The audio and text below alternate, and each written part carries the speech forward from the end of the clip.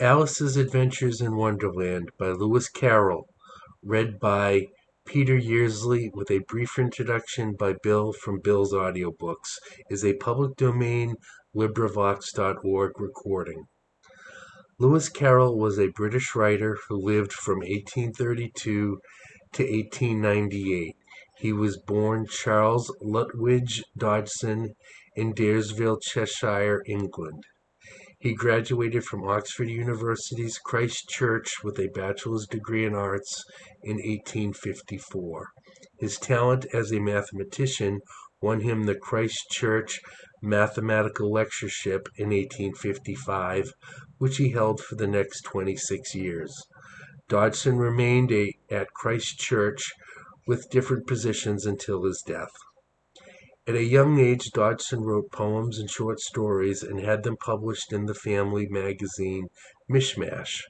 Between 1854 and 1856, he published humorous and satirical pieces in several national publications. In March of 1856, he first used his pen name, Lewis Carroll, in a romantic poem titled Solitude in the magazine The Train. Alice's Adventures in Wonderland was published in 1865. The main character is based on Alice Little, the daughter of a dean at Christ Church. Dodgson published a sequel to Alice's Adventures in Wonderland in 1871 entitled Through the Looking Glass. I hope you enjoy the audiobook. Alice's Adventures in Wonderland by Lewis Carroll. Chapter 1. Down the Rabbit Hole. Alice was beginning to get very tired of sitting by her sister on the bank, and of having nothing to do. Once or twice she had peeped into the book her sister was reading, but it had no pictures or conversations in it. "And what is the use of a book," thought Alice, "without pictures or conversation?" So she was considering in her own mind, as well as she could, for the hot day made her feel very sleepy and stupid, whether the pleasure of making a daisy chain would be worth the trouble of getting up and picking the daisies, when suddenly a white rabbit with pink eyes ran close by her. There was nothing so very remarkable in that, nor did Alice think it so very much out of the way to hear the rabbit say to itself, oh dear, I shall be late." When she thought it over afterwards, it occurred to her that she ought to have wondered at this, but at the time it all seemed quite natural.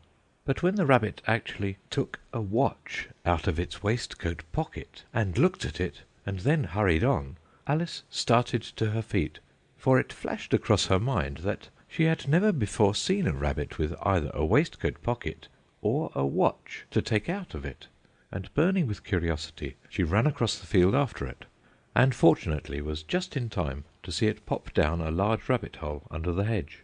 In another moment down went Alice after it, never once considering how in the world she was to get out again. The rabbit-hole went straight on like a tunnel for some way, and then dipped suddenly down, so suddenly that Alice had not a moment to think about stopping herself before she found herself falling down a very deep well.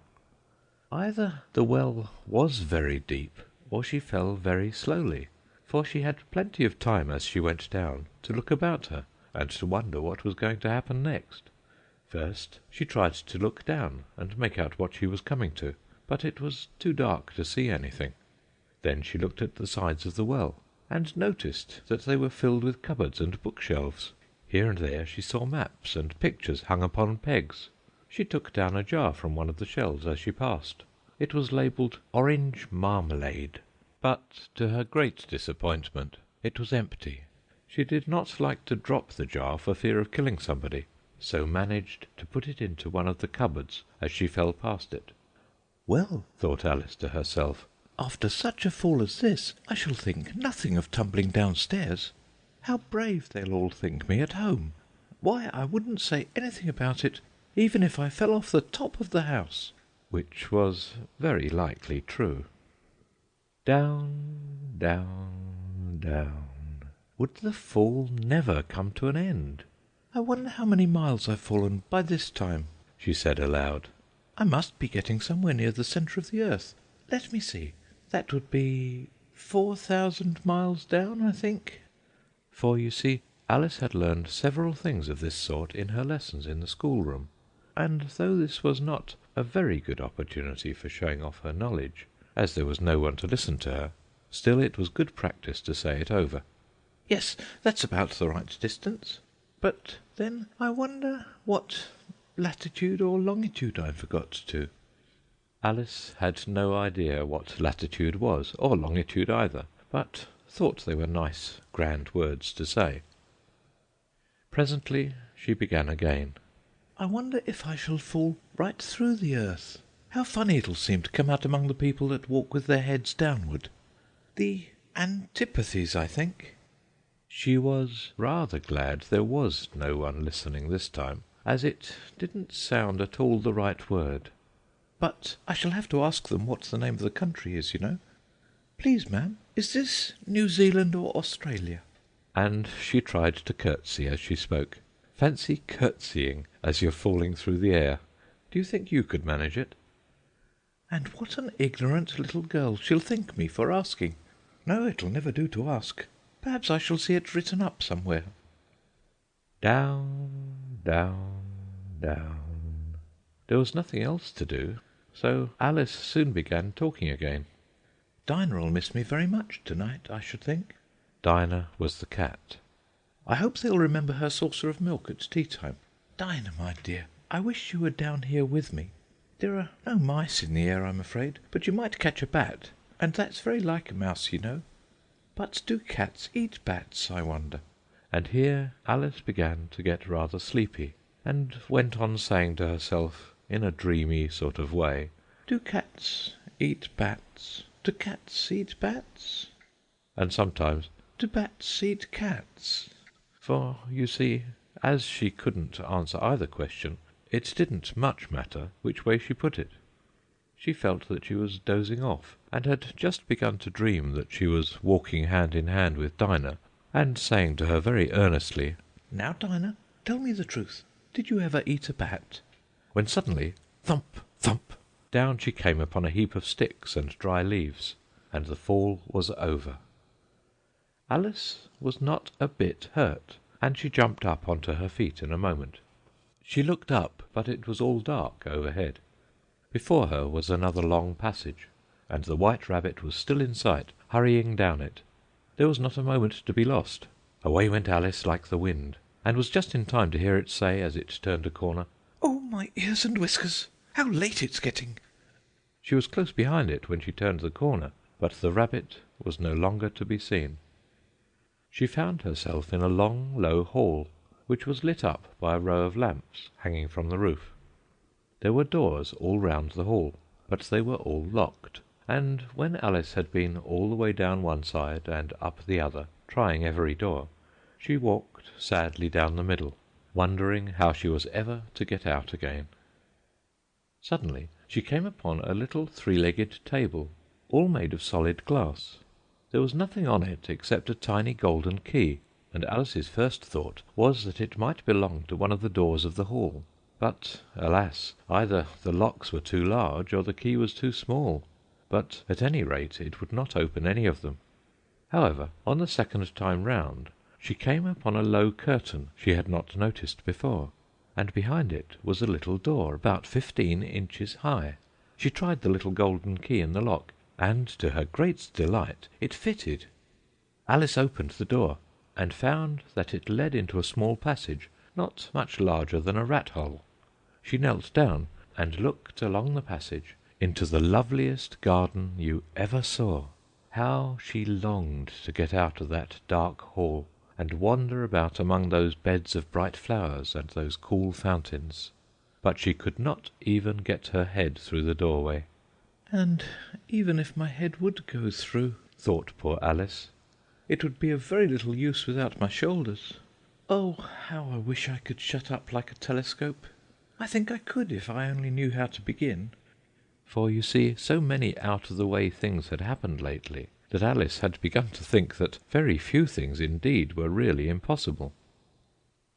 There seemed to be no use in waiting by the little door, so she went back to the table, half hoping she might find another key on it, or at any rate a book of rules for shutting people up like telescopes. This time she found a little bottle on it. "Which certainly was not here before," said Alice, and round the neck of the bottle was a paper label with the words "Drink me" beautifully printed on it in large letters. It was all very well to say "Drink me," but the wise little Alice was not going to do that in a hurry. "No, I'll look first," she said, "and see whether it's marked poison or not." For she had read several nice little histories about children who had got burnt and eaten up by wild beasts and other unpleasant things, all because they would not remember the simple rules their friends had taught them, such as that a red-hot poker will burn you if you hold it too long, and that if you cut your finger very deeply with a knife, it usually bleeds. And she had never forgotten that if you drink much from a bottle marked poison, it is almost certain to disagree with you, sooner or later. However, this bottle was not marked poison, so Alice ventured to taste it, and finding it very nice, it had in fact a sort of mixed flavour of cherry tart, custard, pineapple, roast turkey, toffee, and hot buttered toast. She very soon finished it off. "What a curious feeling," said Alice. "I must be shutting up like a telescope." And so it was indeed. She was now only 10 inches high, and her face brightened up at the thought that she was now the right size for going through the little door into that lovely garden.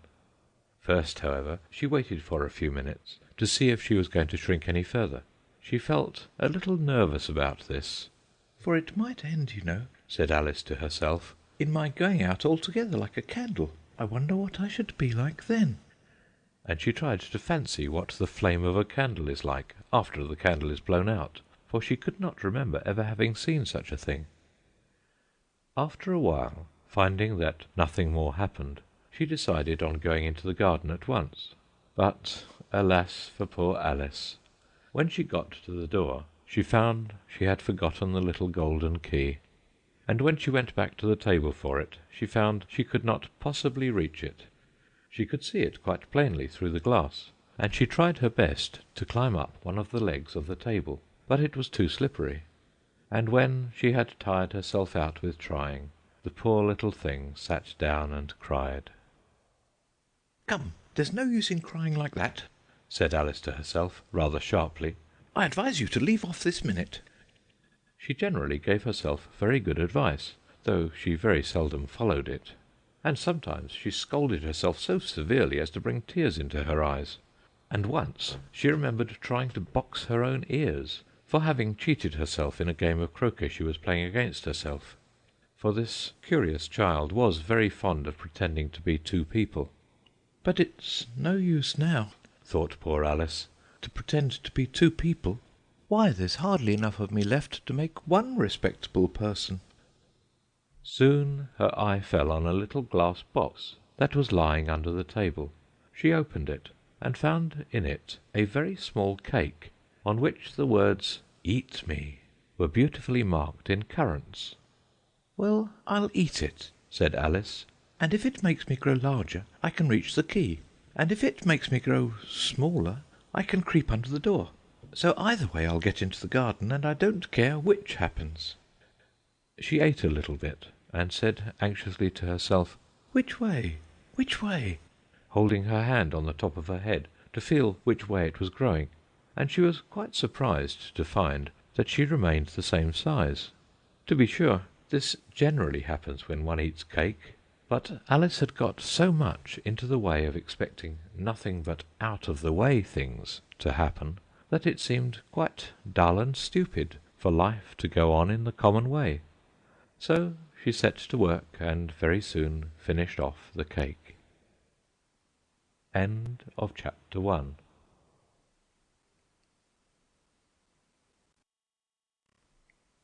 The Pool of Tears. "Curiouser and curiouser," cried Alice. She was so much surprised that for the moment she quite forgot how to speak good English. Now I'm opening out like the largest telescope that ever was. Goodbye, feet." For when she looked down at her feet, they seemed to be almost out of sight. They were getting so far off. "Oh, my poor little feet! I wonder who will put on your shoes and stockings for you now, dears. I'm sure I shan't be able. I shall be a great deal too far off to trouble myself about you. You must manage the best way you can." "But I must be kind to them," thought Alice, "or perhaps they won't walk the way I want to go. Let me see.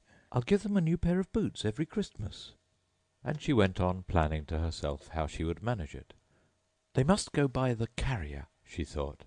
"And how funny it'll seem, sending presents to one's own feet. And how odd the directions will look. Alice's right foot, Esquire. Hearthrug, near the fender, with Alice's love. Oh dear, what nonsense I'm talking!" Just then her head struck against the roof of the hall. In fact, she was now more than 9 feet high, and she at once took up the little golden key and hurried off to the garden door. Poor Alice! It was as much as she could do, lying down on one side, to look through into the garden with one eye, but to get through was more hopeless than ever. She sat down and began to cry again. "You ought to be ashamed of yourself," said Alice. "A great girl like you," she might well say this, "to go on crying in this way. Stop this moment, I tell you." But she went on all the same, shedding gallons of tears, until there was a large pool all round her, about 4 inches deep and reaching half down the hall. After a time she heard a little pattering of feet in the distance, and she hastily dried her eyes to see what was coming. It was the White Rabbit returning, splendidly dressed, with a pair of white kid gloves in one hand and a large fan in the other. He came trotting along in a great hurry, muttering to himself as he came, "Oh, the Duchess, the Duchess! Oh, won't she be savage if I've kept her waiting?" Alice felt so desperate that she was ready to ask help of anyone, so when the rabbit came near she began in a low, timid voice, "If you please, sir." The rabbit started violently, dropped the white kid gloves and the fan, and scurried away into the darkness as hard as he could go. Alice took up the fan and gloves, and as the hall was very hot, she kept fanning herself all the time she went on talking. "Dear, dear, how queer everything is today! And yesterday things went on just as usual. I wonder if I've been changed in the night. Let me think. Was I the same when I got up this morning? I almost think I can remember feeling a little different. But if I'm not the same, the next question is, who in the world am I? Ah, that's the great puzzle." And she began thinking over all the children she knew that were of the same age as herself, to see if she could have been changed for any of them. "I'm sure I'm not Ada," she said, "for her hair goes in such long ringlets, and mine doesn't go in ringlets at all. And I'm sure I can't be Mabel, for I know all sorts of things, and oh, she knows such a very little. Besides, she's she, and I'm I, and, oh dear, how puzzling it all is. I'll try if I know all the things I used to know. Let me see. 4 times 5 is 12, and 4 times 6 is 13, and 4 times 7 is... Oh dear, I shall never get to 20 at that rate. However, the multiplication table doesn't signify. Let's try geography. London is the capital of Paris, and Paris is the capital of Rome, and Rome...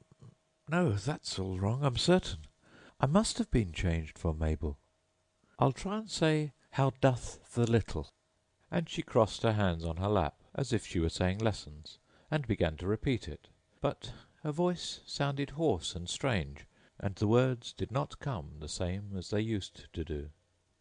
"How doth the little crocodile improve his shining tail, and pour the waters of the Nile on every golden scale! How cheerfully he seems to grin, how neatly spread his claws, and welcome little fishes in with gently smiling jaws!"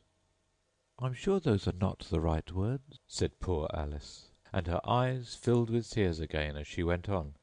"I must be Mabel after all, and I shall have to go and live in that poky little house, and have next to no toys to play with, and oh, ever so many lessons to learn. No, I've made up my mind about it. If I'm Mabel, I'll stay down here. It'll be no use their putting their heads down and saying, 'Come up again, dear.' I shall only look up and say, 'Who am I, then? Tell me that first. And then, if I like being that person, I'll come up. If not, I'll stay down here till I'm somebody else.' But, oh dear," cried Alice with a sudden burst of tears, "I do wish they would put their heads down. I am so very tired of being all alone here." As she said this, she looked down at her hands, and was surprised to see that she had put on one of the rabbit's little white kid gloves while she was talking. "How can I have done that?" she thought. "I must be growing small again." She got up and went to the table to measure herself by it, and found that, as nearly as she could guess, she was now about 2 feet high, and was going on shrinking rapidly. She soon found out that the cause of this was the fan she was holding, and she dropped it hastily, just in time to avoid shrinking away altogether. "That was a narrow escape," said Alice, a good deal frightened at the sudden change, but very glad to find herself still in existence. "And now for the garden!" And she ran with all her speed back to the little door. But alas! The little door was shut again, and the little golden key was lying on the glass table as before. "And things are worse than ever," thought the poor child, "for I never was so small as this before, never, and I declare it's too bad, that it is." As she said these words her foot slipped, and in another moment, splash, she was up to her chin in salt water. Her first idea was that she had somehow fallen into the sea. "And in that case I can go back by railway," she said to herself. Alice had been to the seaside once in her life, and had come to the general conclusion that wherever you go to on the English coast, you find a number of bathing machines in the sea, some children digging in the sand with wooden spades, then a row of lodging-houses, and behind them a railway station. However, she soon made out that she was in the pool of tears which she had wept when she was 9 feet high. "I wish I hadn't cried so much," said Alice as she swam about, trying to find her way out. "I shall be punished for it now, I suppose, by being drowned in my own tears. That will be a queer thing, to be sure. However, everything is queer to-day." Just then she heard something splashing about in the pool a little way off, and she swam nearer to make out what it was. At first she thought it must be a walrus or hippopotamus, but then she remembered how small she was now, and she soon made out that it was only a mouse that had slipped in like herself. "Would it be of any use now," thought Alice, "to speak to this mouse? Everything is so out of the way down here that I should think very likely it can talk. At any rate, there's no harm in trying." So she began. "O Mouse, do you know the way out of this pool? I'm very tired of swimming about here, O Mouse." Alice thought this must be the right way of speaking to a mouse. She had never done such a thing before, but she remembered having seen in her brother's Latin grammar, "A mouse, of a mouse, to a mouse, a mouse, o mouse." The mouse looked at her rather inquisitively, and seemed to her to wink with one of its little eyes, but it said nothing. "Perhaps it doesn't understand English," thought Alice. "I dare say it's a French mouse, come over with William the Conqueror." For, with all her knowledge of history, Alice had no very clear notion how long ago anything had happened. So she began again. "Où est ma chatte?" which was the first sentence in her French lesson book. The mouse gave a sudden leap out of the water, and seemed to quiver all over with fright. "Oh, I beg your pardon," cried Alice hastily, afraid that she had hurt the poor animal's feelings. "I quite forgot you didn't like cats." "Not like cats!" cried the mouse in a shrill, passionate voice. "Would you like cats if you were me?" "Well, perhaps not," said Alice in a soothing tone. "Don't be angry about it. And yet I wish I could show you our cat Dinah. I think you'd take a fancy to cats if you could only see her. She's such a dear, quiet thing," Alice went on half to herself, as she swam lazily about in the pool. "And she sits purring so nicely by the fire, licking her paws and washing her face. And she is such a nice soft thing to nurse. And she's such a capital one for catching mice. Oh, I beg your pardon!" cried Alice again, for this time the mouse was bristling all over, and she felt certain it must be really offended. We won't talk about her any more if you'd rather not." "We, indeed!" cried the Mouse, who was trembling down to the end of his tail. "As if I would talk on such a subject! Our family always hated cats. Nasty, low, vulgar things. Don't let me hear that name again." "I won't indeed," said Alice, in a great hurry to change the subject of conversation. "Are you fond of dogs?" The Mouse did not answer, so Alice went on eagerly. "There is such a nice little dog near our house I should like to show you. A little bright-eyed terrier, you know, with, oh, such long curly brown hair. And it'll fetch things when you throw them, and it'll sit up and beg for its dinner, and all sorts of things. I can't remember half of them. And it belongs to a farmer, you know, and he says it's so useful it's worth £100. He says it kills all the rats, and—" "Oh dear!" cried Alice in a sorrowful tone. "I'm afraid I've offended it again." For the Mouse was swimming away from her as hard as it could go, and making quite a commotion in the pool as it went. So she called softly after it, "Mouse dear, do come back again, and we won't talk about cats or dogs either, if you don't like them." When the Mouse heard this, it turned round and swam slowly back to her. Its face was quite pale, with passion, Alice thought, and it said in a low, trembling voice, "Let us get to the shore, and then I'll tell you my history, and you'll understand why it is I hate cats and dogs." It was high time to go, for the pool was getting quite crowded with the birds and animals that had fallen into it. There were a duck and a dodo, a lory and an eaglet, and several other curious creatures. Alice led the way, and the whole party swam to the shore. End of Chapter 2 of Alice's Adventures in Wonderland.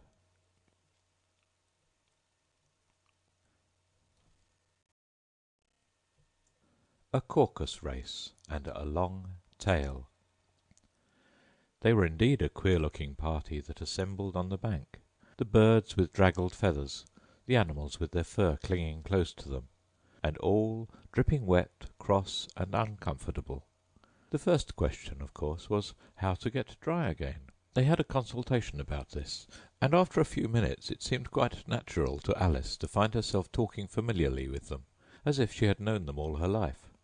Indeed, she had quite a long argument with the lory, who at last turned sulky and would only say, "I am older than you, and must know better." And this Alice would not allow without knowing how old it was, and as the lory positively refused to tell its age, there was no more to be said. At last the Mouse, who seemed to be a person of authority among them, called out, "Sit down, all of you, and listen to me. I'll soon make you dry enough." They all sat down at once in a large ring, with the Mouse in the middle. Alice kept her eyes anxiously fixed on it, for she felt sure she would catch a bad cold if she did not get dry very soon. "Ahem!" said the Mouse, with an important air. "Are you all ready? This is the driest thing I know. Silence all round, if you please. William the Conqueror, whose cause was favoured by the Pope, was soon submitted to by the English, who wanted leaders, and had been of late much accustomed to usurpation and conquest. Edwin and Morcar, the Earls of Mercia and Northumbria—" "Ugh!" said the lory, with a shiver. "I beg your pardon?" said the Mouse, frowning, but very politely. "Did you speak?" "Not I," said the lory, hastily. "I thought you did," said the Mouse. "I proceed. Edwin and Morcar, the Earls of Mercia and Northumbria, declared for him, and even Stigand, the patriotic Archbishop of Canterbury, found it advisable—" "Found what?" said the duck. "Found it," the Mouse replied rather crossly. "Of course you know what it means?" "I know what it means well enough when I find a thing," said the duck. "It's generally a frog or a worm. The question is, what did the Archbishop find?" The Mouse did not notice this question, but hurriedly went on. "Found it advisable to go with Edgar Atheling to meet William and offer him the crown. William's conduct at first was moderate, but the insolence of his Normans— How are you getting on now, my dear?" it continued, turning to Alice as it spoke. "As wet as ever," said Alice in a melancholy tone. "It doesn't seem to dry me at all." "In that case," said the Dodo solemnly, rising to its feet, "I move that the meeting adjourn, for the immediate adoption of more energetic remedies." "Speak English," said the Eaglet. "I don't know the meaning of half those long words, And what's more, I don't believe you do either." And the eaglet bent down its head to hide a smile. Some of the other birds tittered audibly. "What I was going to say," said the dodo in an offended tone, "was that the best thing to get us dry would be a caucus race." "What is a caucus race?" said Alice. Not that she wanted much to know, but the dodo had paused as if it thought that somebody ought to speak, and no one else seemed inclined to say anything. "Why," said the dodo, "the best way to explain it is to do it." and as you might like to try the thing yourself some winter day, I will tell you how the dodo managed it. First it marked out a racecourse in a sort of circle. "The exact shape doesn't matter," it said. And then all the party were placed along the course, here and there. There was no 1, 2, 3, and away, but they began running when they liked, and left off when they liked, so that it was not easy to know when the race was over.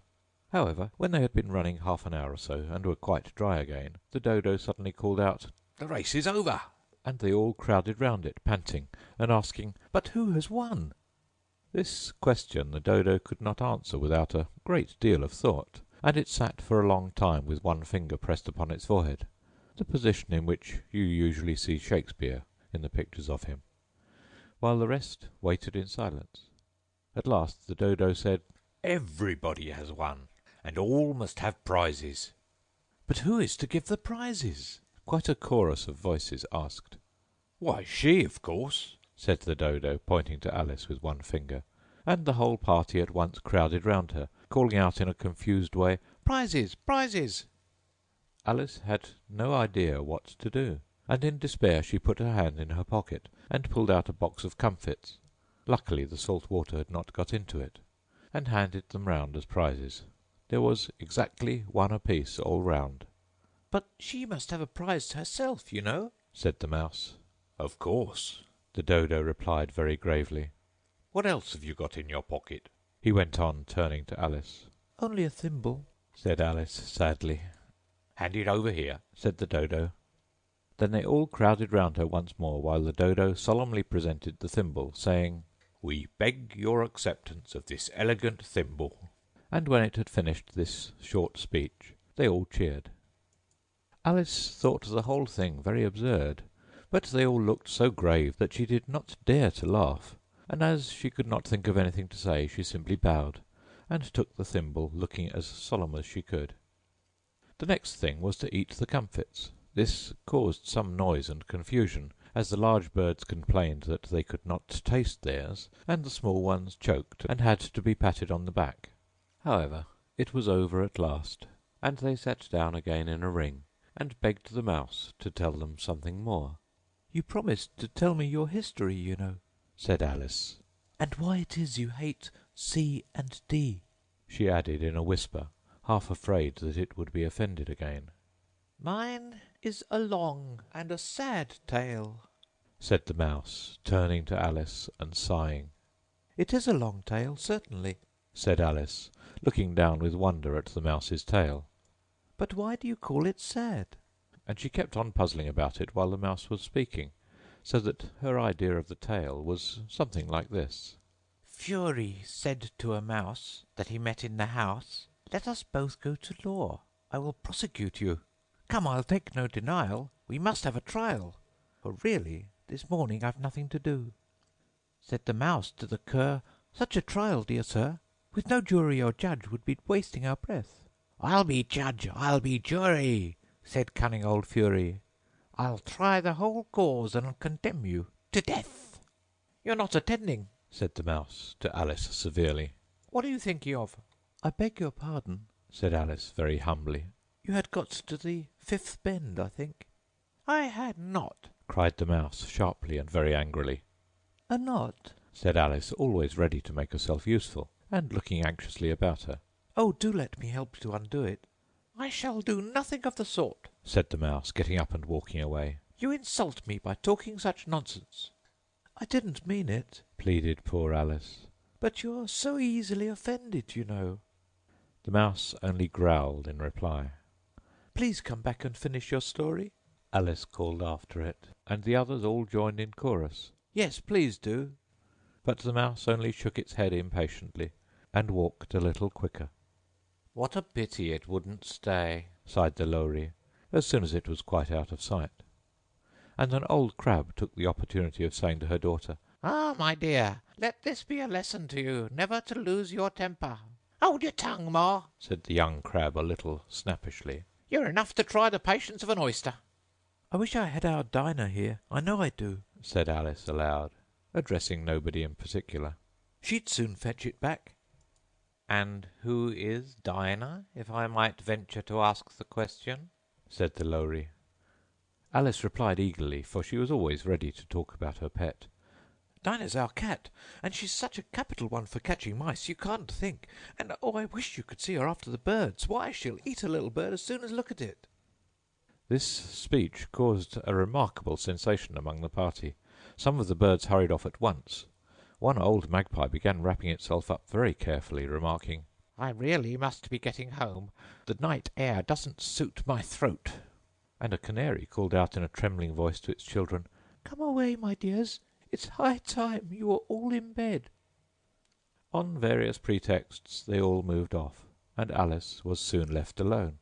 "I wish I hadn't mentioned Dinah," she said to herself in a melancholy tone. "Nobody seems to like her down here, and I'm sure she's the best cat in the world. Oh, my dear Dinah, I wonder if I shall ever see you any more." And here poor Alice began to cry again, for she felt very lonely and low-spirited.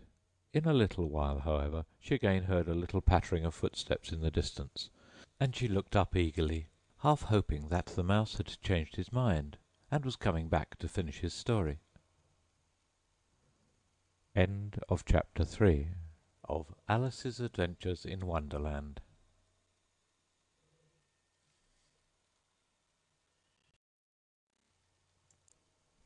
Chapter 4 The Rabbit Sends in a Little Bill. It was the White Rabbit, trotting slowly back again, and looking anxiously about it as it went, as if it had lost something, and she heard it muttering to itself, "The Duchess! The Duchess! Oh, my dear paws! Oh, my fur and whiskers! She'll get me executed, as sure as ferrets are ferrets! Where can I have dropped them, I wonder?" Alice guessed in a moment that it was looking for the fan and the pair of white kid gloves, and she very good-naturedly began hunting about for them, but they were nowhere to be seen. Everything seemed to have changed since her swim in the pool, and the great hall with the glass table and the little door had vanished completely. Very soon the rabbit noticed Alice as she went hunting about, and called out to her in an angry tone, "Why, Mary Ann, what are you doing out here? Run home this moment, and fetch me a pair of gloves and a fan. Quick, now!" And Alice was so much frightened that she ran off at once in the direction it pointed to, without trying to explain the mistake it had made. "He took me for his housemaid," she said to herself as she ran. "How surprised he'll be when he finds out who I am. But I'd better take him his fan and gloves. That is, if I can find them." As she said this, she came upon a neat little house, on the door of which was a bright brass plate with the name W. Rabbit engraved upon it.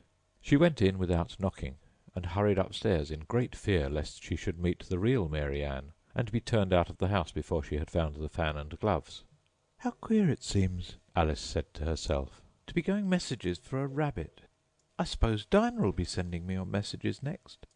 and she began fancying the sort of thing that would happen. "Miss Alice, come here directly and get ready for your walk." "Coming in a minute, nurse. But I've got to see that the mouse doesn't get out. Only I don't think," Alice went on, "that they'd let Dinah stop in the house if it began ordering people about like that." By this time she had found her way into a tidy little room with a table in the window, and on it, as she had hoped, a fan and 2 or 3 pairs of tiny white kid gloves. She took up the fan and a pair of the gloves, and was just going to leave the room when her eye fell upon a little bottle that stood near the looking-glass. There was no label this time with the words "Drink me," but nevertheless she uncorked it and put it to her lips. "I know something interesting is sure to happen," she said to herself, "whenever I eat or drink anything, so I'll just see what this bottle does. I do hope it'll make me grow large again, for really I'm quite tired of being such a tiny little thing." It did so indeed, and much sooner than she had expected. Before she had drunk half the bottle, she found her head pressing against the ceiling, and had to stoop to save her neck from being broken. She hastily put down the bottle, saying to herself, "That's quite enough. I hope I shan't grow any more. As it is, I can't get out of the door. I do wish I hadn't drunk quite so much." Alas, it was too late to wish that. She went on growing, and very soon had to kneel down on the floor. In another minute there was not even room for this, and she tried the effect of lying down with one elbow against the door and the other arm curled round her head. Still she went on growing, and as a last resort she put one arm out of the window and one foot up the chimney, and said to herself, "Now I can do no more. Whatever happens, what will become of me?" Luckily for Alice, the little magic bottle had now had its full effect, and she grew no larger. Still, it was very uncomfortable, and as there seemed to be no sort of chance of her ever getting out of the room again, no wonder she felt unhappy. "It was very much pleasanter at home," thought poor Alice, "when one wasn't always growing larger and smaller, and being ordered about by mice and rabbits. I almost wished I hadn't gone down that rabbit hole. And yet it's rather curious, you know, this sort of life. I do wonder what can have happened to me. When I used to read fairy tales, I fancied that kind of thing never happened, and now here I am in the middle of one. There ought to be a book written about me, that there ought, and when I grow up I'll write one. But I'm grown up now," she added in a sorrowful tone. "At least there's no room to grow up any more here. But then," thought Alice, "shall I never get any older than I am now? That'll be a comfort one way, never to be an old woman, but then always to have lessons to learn. Oh, I shouldn't like that." "Oh, you foolish Alice," she answered herself. "how can you learn lessons in here? Why, there's hardly room for you, and no room at all for any lesson books." And so she went on, taking first one side and then the other, and making quite a conversation of it altogether. But after a few minutes she heard a voice outside, and stopped to listen. Mary Ann," said the voice. "fetch me my gloves, this moment." Then came a little pattering of feet on the stairs. Alice knew it was the rabbit coming to look for her, and she trembled till she shook the house, quite forgetting that she was now about 1,000 times as large as the rabbit, and had no reason to be afraid of it. Presently the rabbit came up to the door and tried to open it, but as the door opened inwards, and Alice's elbow was pressed hard against it, that attempt proved a failure. Alice heard it say to itself, "Then I'll go round and get in at the window." "That you won't," thought Alice, and after waiting till she fancied she heard the rabbit just under the window, she suddenly spread out her hand and made a snatch in the air.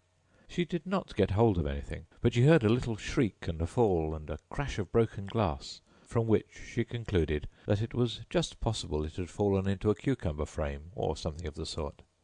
Next came an angry voice, the rabbit's, Pat, where are you?" and then a voice she had never heard before. "Sure then I'm here, digging for apples, your honour." "Digging for apples, indeed," said the rabbit angrily. "Here, come and help me out of this." Sounds of more broken glass. "Now, tell me, Pat, what's that in the window?"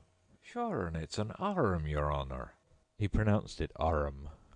"An arm, you goose? Who ever saw one that size? Why, it fills the whole window." "Sure it does, your honour, but it's an arm for all that." "Well, it's got no business there, at any rate. Go and take it away." There was a long silence after this, and Alice could only hear whispers now and then, such as, "Sure, and I don't like it, your honour, at all, at all." "Do as I tell you, you coward." And at last she spread out her hand again and made another snatch in the air.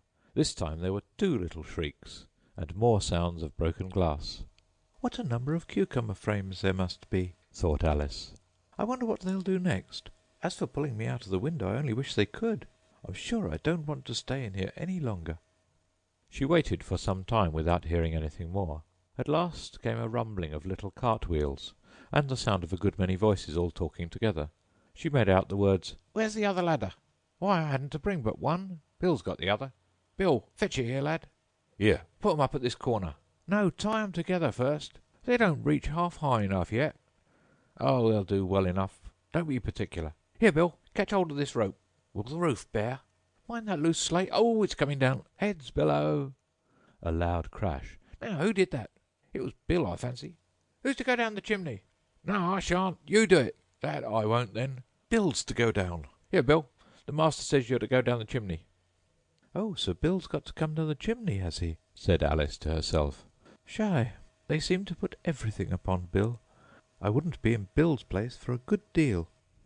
This fireplace is narrow, to be sure, but I think I can kick a little." She drew her foot as far down the chimney as she could, and waited till she heard a little animal, she couldn't guess of what sort it was, scratching and scrambling about in the chimney close above her. Then, saying to herself, "This is Bill," she gave one sharp kick, and waited to see what would happen next. The first thing she heard was a general chorus of There goes Bill. then the rabbit's voice along, Catch him, you by the hedge. then silence, and then another confusion of voices. Hold up his head. Brandy now. Don't choke him. How was it, old fellow? What happened to you? Tell us all about it. Last came a little, feeble, squeaking voice. "That's Bill," thought Alice. Well, I hardly know. No more, thank you. I'm better now, but I'm a great deal too flustered to tell you.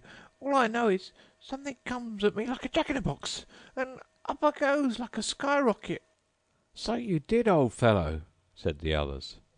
We must burn the house down. Said the rabbit's voice, and Alice called out as loud as she could, If you do, I'll set Dinah at you. There was a dead silence instantly, and Alice thought to herself, "I wonder what they will do next. If they had any sense, they'd take the roof off." After a minute or two they began moving about again, and Alice heard the rabbit say, A barrowful will do to begin with. "A barrowful of what?" thought Alice. But she had not long to doubt, for the next moment a shower of little pebbles came rattling in at the window, and some of them hit her in the face. I'll put a stop to this, She said to herself, and shouted out, You better not do that again. which produced another dead silence. Alice noticed with some surprise that the pebbles were all turning into little cakes as they lay on the floor, and a bright idea came into her head. "If I eat one of these cakes," she thought, "it's sure to make some change in my size, and as it can't possibly make me larger, it must make me smaller, I suppose." So she swallowed one of the cakes, and was delighted to find that she began shrinking directly.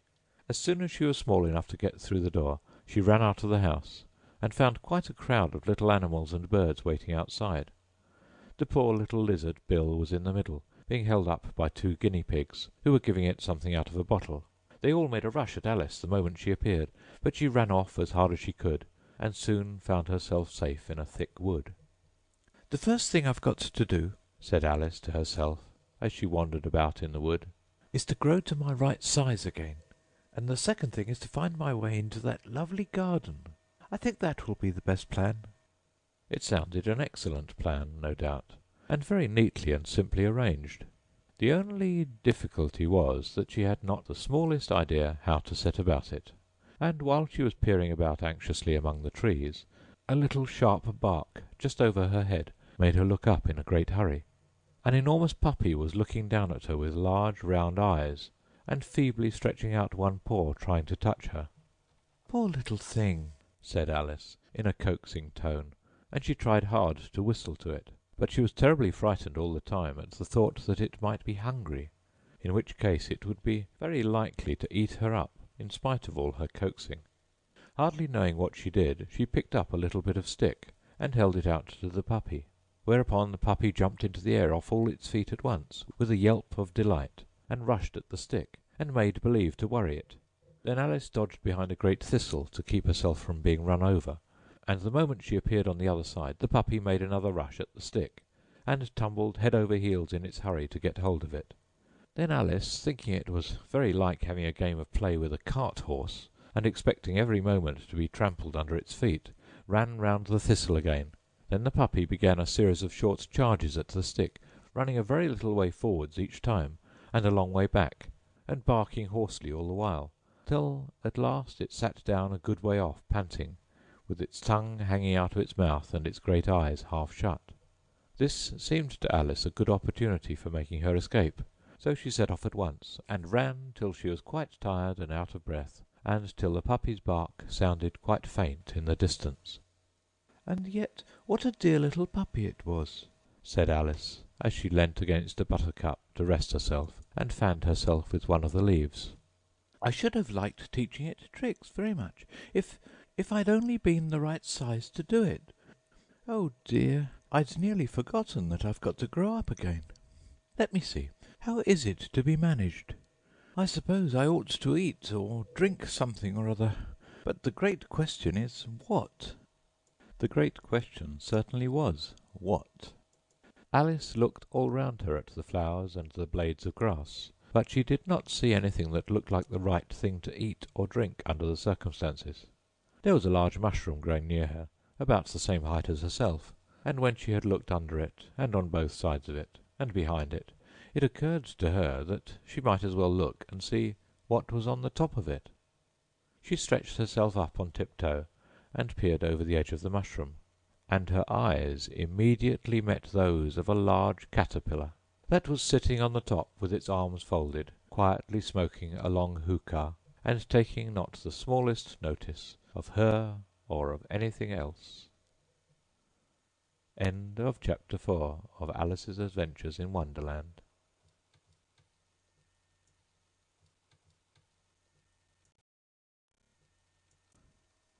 Advice from a Caterpillar.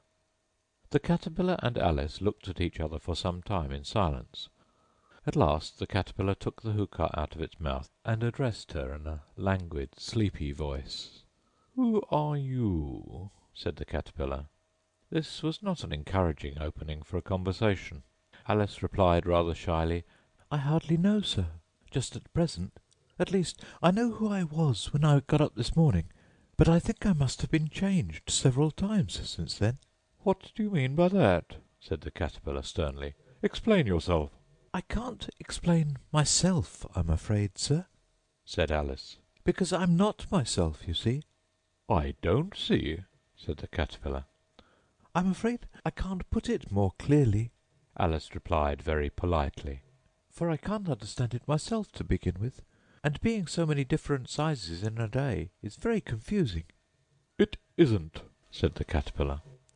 Well, perhaps you haven't found it so yet, said Alice. but when you have to turn into a chrysalis, you will some day, you know, and then after that into a butterfly, I should think you'll feel it a little queer, won't you? "Not a bit," said the Caterpillar. Well, perhaps your feelings may be different, said Alice. All I know is it would feel very queer to me. "You," said the Caterpillar contemptuously. "Who are you?" Which brought them back again to the beginning of the conversation. Alice felt a little irritated at the Caterpillar's making such very short remarks, and she drew herself up and said very gravely, I think you ought to tell me who you are first. "Why?" said the Caterpillar. Here was another puzzling question, and as Alice could not think of any good reason, and as the Caterpillar seemed to be in a very unpleasant state of mind, she turned away. "Come back," the Caterpillar called after her. "I've something important to say." This sounded promising, certainly. Alice turned and came back again. "Keep your temper," said the Caterpillar. Is that all? said Alice, swallowing down her anger as well as she could. "No," said the Caterpillar. Alice thought she might as well wait, as she had nothing else to do, and perhaps after all it might tell her something worth hearing. For some minutes it puffed away without speaking, but at last it unfolded its arms, took the hookah out of its mouth again, and said, "So you think you're changed, do you?" I'm afraid I am, sir, said Alice. I can't remember things as I used to, and I don't keep the same size for 10 minutes together. "Can't remember what things?" said the Caterpillar. Well, I've tried to say, how doth the little busy bee, but it all came different. Alice replied in a very melancholy voice. "Repeat, you are old, Father William," said the Caterpillar. Alice folded her hands and began. You are old, Father William, the young man said, and your hair has become very white, and yet you incessantly stand on your head. Do you think at your age it is right? In my youth, Father William replied to his son, I feared it might injure the brain, but now that I'm perfectly sure I have none, why, I do it again and again. You are old, said the youth, as I mentioned before, and have grown most uncommonly fat. Yet you turned a back somersault in at the door. Pray, what is the reason of that?" "In my youth," said the sage, as he shook his grey locks, "I kept all my limbs very supple. By the use of this ointment, 1 shilling the box. Allow me to sell you a couple." "You are old," said the youth, "and your jaws are too weak for anything tougher than suet. Yet you finished the goose, with the bones and the beak. Pray, how did you manage to do it?" "In my youth," said his father, "I took to the law, and argued each case with my wife, and the muscular strength which it gave to my jaw has lasted the rest of my life." "You are old," said the youth. "One would hardly suppose that your eye was as steady as ever. Yet you balanced an eel on the end of your nose. What made you so awfully clever?" "I have answered 3 questions, and that is enough," said his father. "Don't give yourself airs. Do you think I can listen all day to such stuff? Be off, or I'll kick you downstairs." "That is not said right," said the Caterpillar.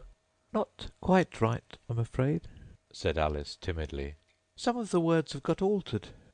"It is wrong from beginning to end," said the Caterpillar decidedly, and there was silence for some minutes. The Caterpillar was the first to speak. "What size do you want to be?" it asked. "Oh, I'm not particular as to size," Alice hastily replied. "only one doesn't like changing so often, you know." "I don't know," said the Caterpillar. Alice said nothing. She had never been so much contradicted in her life before, and she felt that she was losing her temper. "Are you content now?"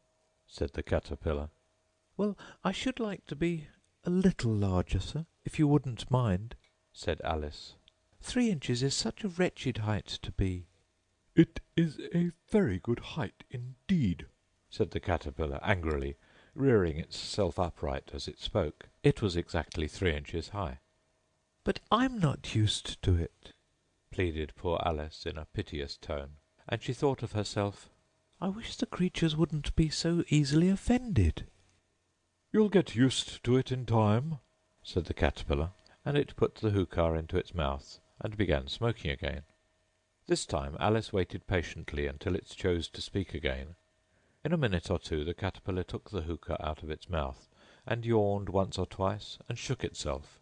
Then it got down off the mushroom and crawled away in the grass, merely remarking as it went, "One side will make you grow taller, the other side will make you grow shorter." "One side of what? The other side of what?" thought Alice to herself. "Of the mushroom," said the Caterpillar, just as if she had asked it aloud, and in another moment it was out of sight.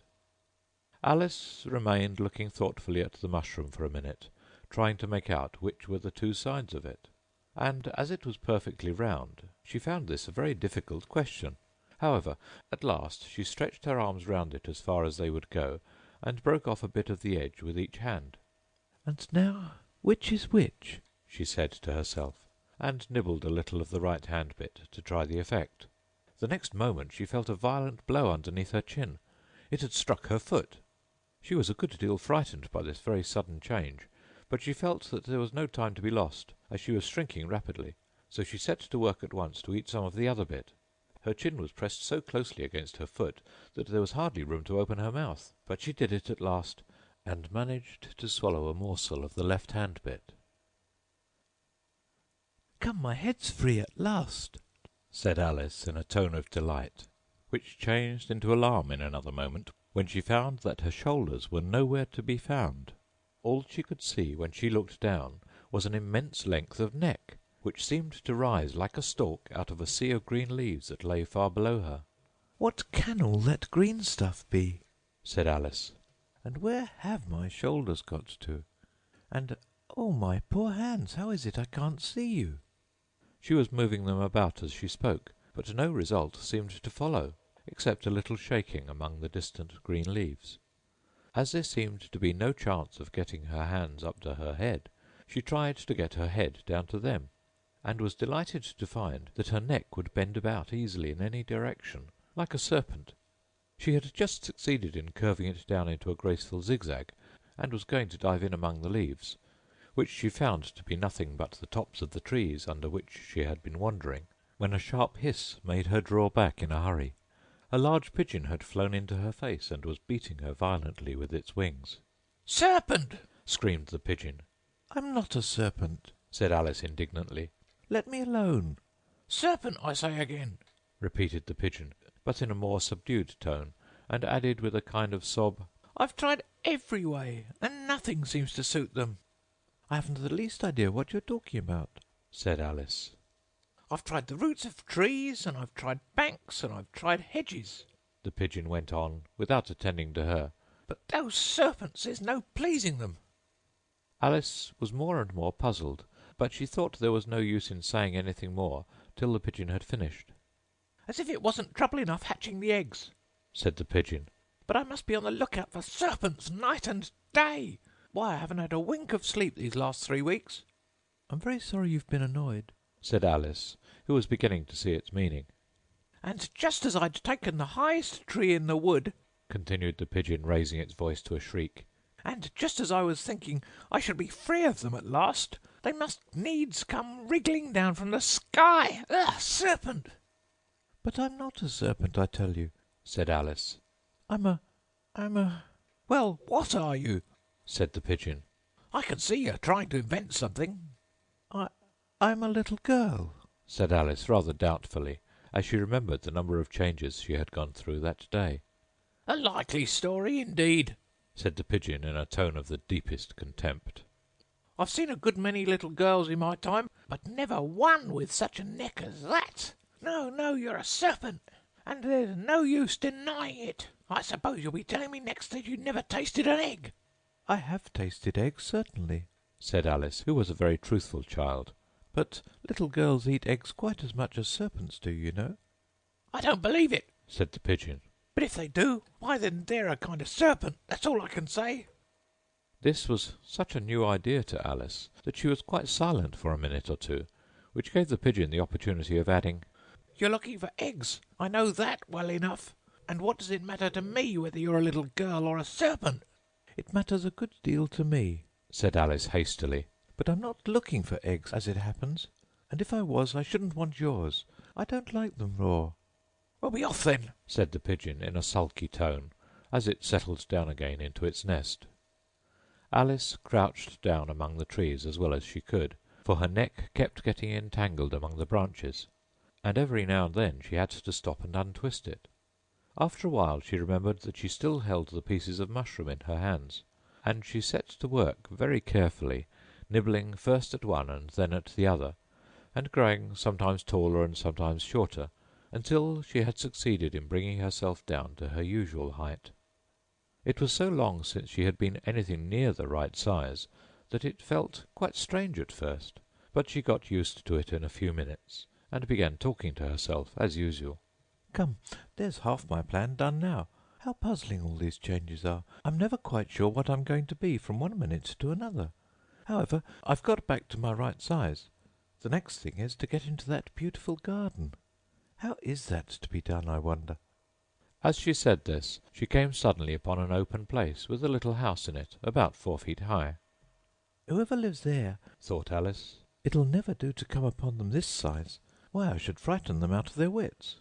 So she began nibbling at the right-hand bit again, and did not venture to go near the house till she had brought herself down to 9 inches high. End of Chapter 5 of Alice's Adventures in Wonderland.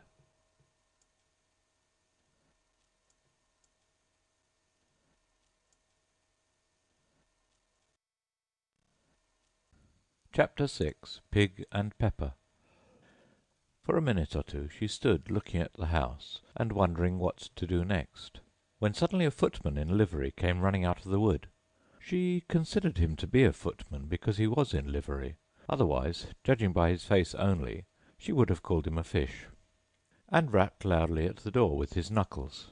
It was opened by another footman in livery, with a round face and large eyes like a frog, and both footmen, Alice noted, had powdered hair that curled all over their heads. She felt very curious to know what it was all about, and crept a little way out of the wood to listen. The fish footman began by producing from under his arm a great letter, nearly as large as himself, and this he handed over to the other, saying in a solemn voice, "For the Duchess. An invitation from the Queen to play croquet." The frog footman repeated in the same solemn tone, only changing the order of the words a little, "From the Queen. An invitation for the Duchess to play croquet." Then they both bowed low, and their curls got entangled together. Alice laughed so much at this that she had to run back into the wood for fear of their hearing her, and when she next peeped out the fish footman was gone, and the other was sitting on the ground near the door, staring stupidly up into the sky. Alice went timidly up to the door and knocked. "There's no sort of use in knocking," said the footman. "First, because I'm on the same side of the door as you are. Secondly, because they're making such a noise inside no one could possibly hear you." And certainly there was a most extraordinary noise going on within, a constant howling and sneezing, and every now and then a great crash as if a dish or kettle had been broken to pieces. "Please, then," said Alice, "how am I to get in?"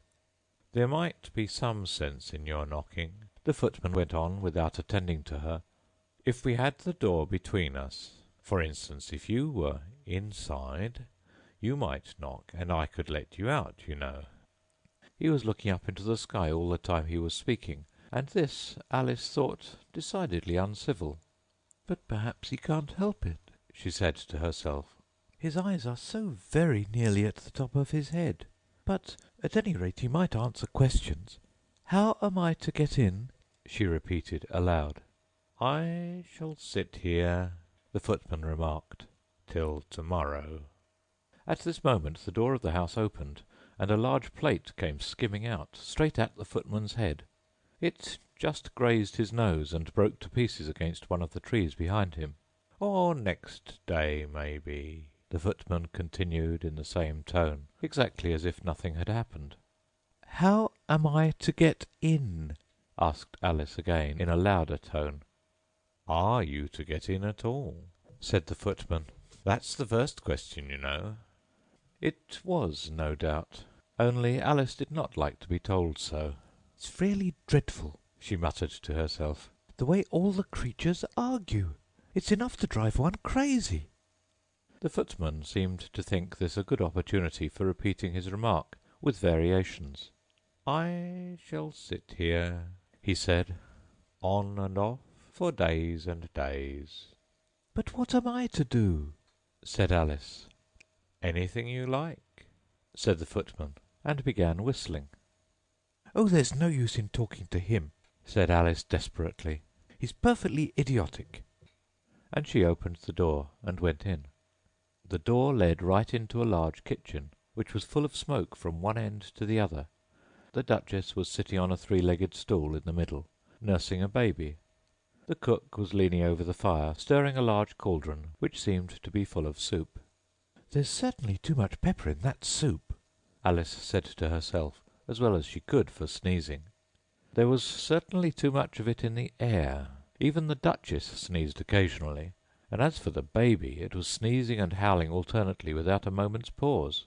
The only things in the kitchen that did not sneeze were the cook and a large cat, which was sitting on the hearth and grinning from ear to ear.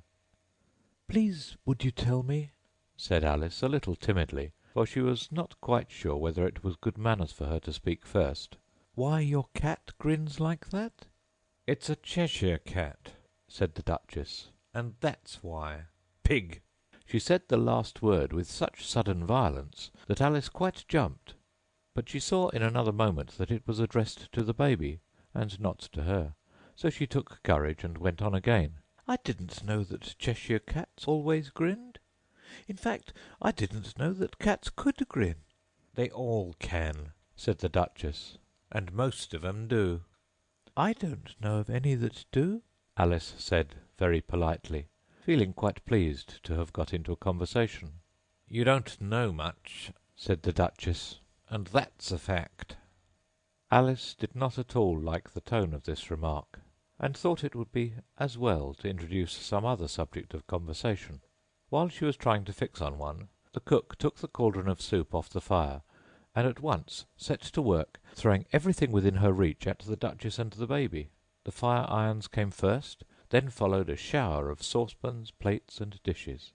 The Duchess took no notice of them, even when they hit her, and the baby was howling so much already that it was quite impossible to say whether the blows hurt it or not. "Oh, please mind what you're doing!" cried Alice, jumping up and down in an agony of terror, "Oh, there goes his precious nose!" as an unusually large saucepan flew close by it, and very nearly carried it off. "If everybody minded their own business," the Duchess said in a hoarse growl, "the world would go round a great deal faster than it does." "Which would not be an advantage," said Alice, who felt very glad to get an opportunity of showing off a little of her knowledge. "Just think of what work it would make with the day and night. You see, the earth takes 24 hours to turn round on its axis." "Talking of axes," said the Duchess, "chop off her head." Alice glanced rather anxiously at the cook, to see if she meant to take the hint, but the cook was busily stirring the soup, and seemed not to be listening. So she went on again, 24 hours, I think. Or is it 12? "Oh, don't bother me," said the Duchess. "I never could abide figures." And with that she began nursing her child again, singing a sort of lullaby to it as she did so, and giving it a violent shake at the end of every line. "Speak roughly to your little boy, and beat him when he sneezes. He only does it to annoy, because he knows it teases." Chorus, in which the cook and the baby joined. Wow, wow, wow. While the Duchess sang the second verse of the song, she kept tossing the baby violently up and down, and the poor little thing howled so that Alice could hardly hear the words. "I speak severely to my boy, I beat him when he sneezes, for he can thoroughly enjoy the pepper when he pleases." Chorus. Wow, wow, wow. "Here, you may nurse it a bit if you like," the Duchess said to Alice, flinging the baby at her as she spoke. "I must go and get ready to play croquet with the Queen." And she hurried out of the room. The cook threw a frying-pan after her as she went out, but it just missed her. Alice caught the baby with some difficulty, as it was a queer-shaped little creature, and held out its arms and legs in all directions. "Just like a starfish," thought Alice. The poor little thing was snorting like a steam-engine when she caught it, and kept doubling itself up and straightening itself out again, so that altogether for the first minute or two it was as much as she could do to hold it. As soon as she had made out the proper way of nursing it, which was to twist it up into a sort of knot, and then keep tight hold of its right ear and left foot, so as to prevent its undoing itself, she carried it out into the open air. "If I don't take this child away with me," thought Alice, "they're sure to kill it in a day or two. Wouldn't it be murder to leave it behind?" She said the last words out loud, and the little thing grunted in reply. It had left off sneezing by this time. "Don't grunt," said Alice. "That's not at all a proper way of expressing yourself." The baby grunted again, and Alice looked very anxiously into its face to see what was the matter with it. There could be no doubt that it had a very turn-up nose, much more like a snout than a real nose. Also, its eyes were getting extremely small for a baby. Altogether, Alice did not like the look of the thing at all. But perhaps it was only sobbing, she thought, and looked into its eyes again to see if there were any tears. No, there were no tears. "If you're going to turn into a pig, my dear," said Alice seriously, "I'll have nothing more to do with you. Mind now." The poor little thing sobbed again, or grunted, it was impossible to say which, and they went on for some while in silence. Alice was just beginning to think to herself, "Now what am I to do with this creature when I get it home?"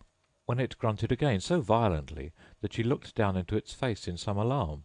This time there could be no mistake about it. It was neither more nor less than a pig, and she felt that it would be quite absurd for her to carry it further. So she set the little creature down, and felt quite relieved to see it trot away quietly into the wood. "If it had grown up," she said to herself, "it would have made a dreadfully ugly child.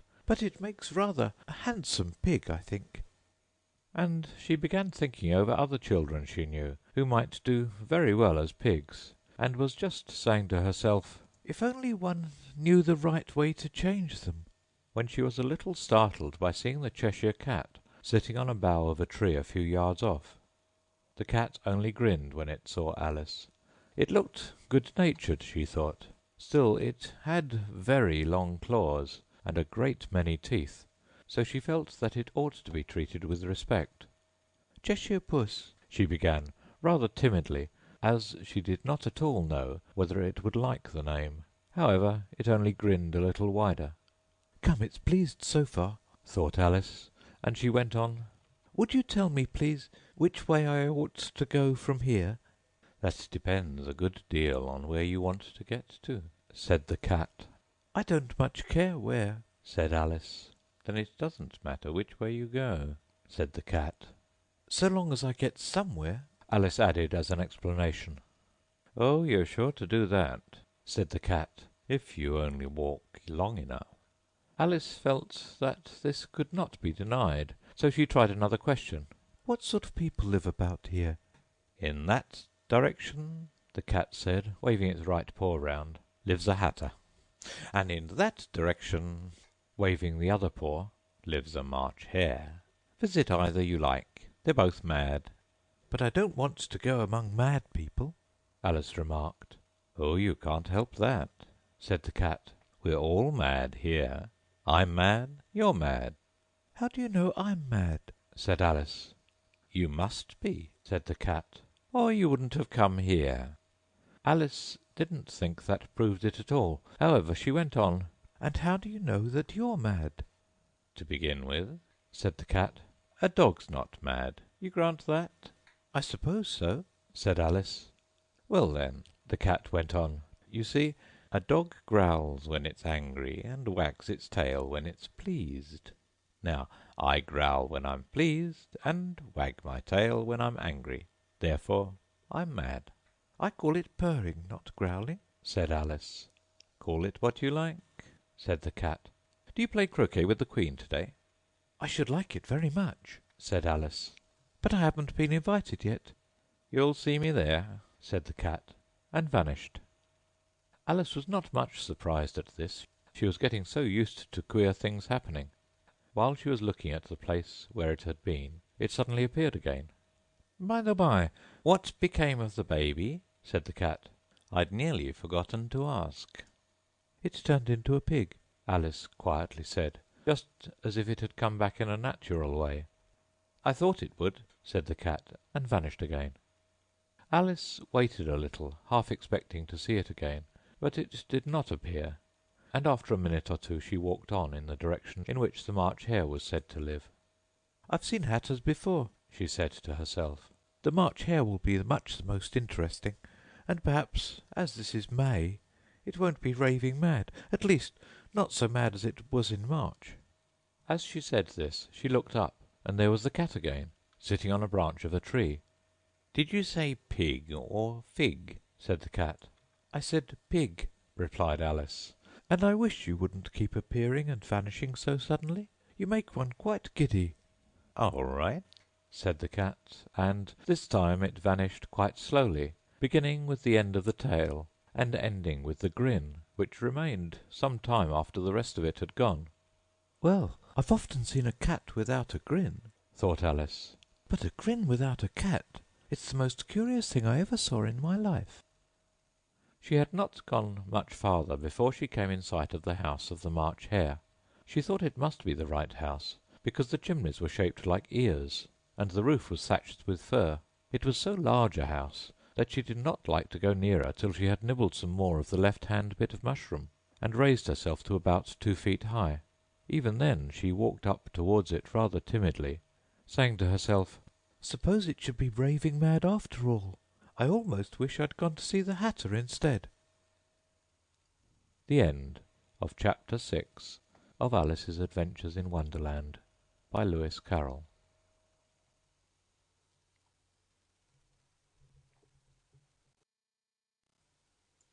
Chapter 7. A Mad Tea Party. There was a table set out under a tree in front of the house, and the March Hare and the Hatter were having tea at it. A dormouse was sitting between them, fast asleep, and the other two were using it as a cushion, resting their elbows on it and talking over its head. Very uncomfortable for the dormouse, thought Alice. only as it's asleep, I suppose it doesn't mind. The table was a large one, but the three were all crowded together at one corner of it. No room, no room, They cried out when they saw Alice coming. there's plenty of room, said Alice indignantly, and she sat down in a large armchair at one end of the table. Have some wine, the March Hare said in an encouraging tone. Alice looked all round the table, but there was nothing on it but tea. I don't see any wine. She remarked. There isn't any, said the March Hare.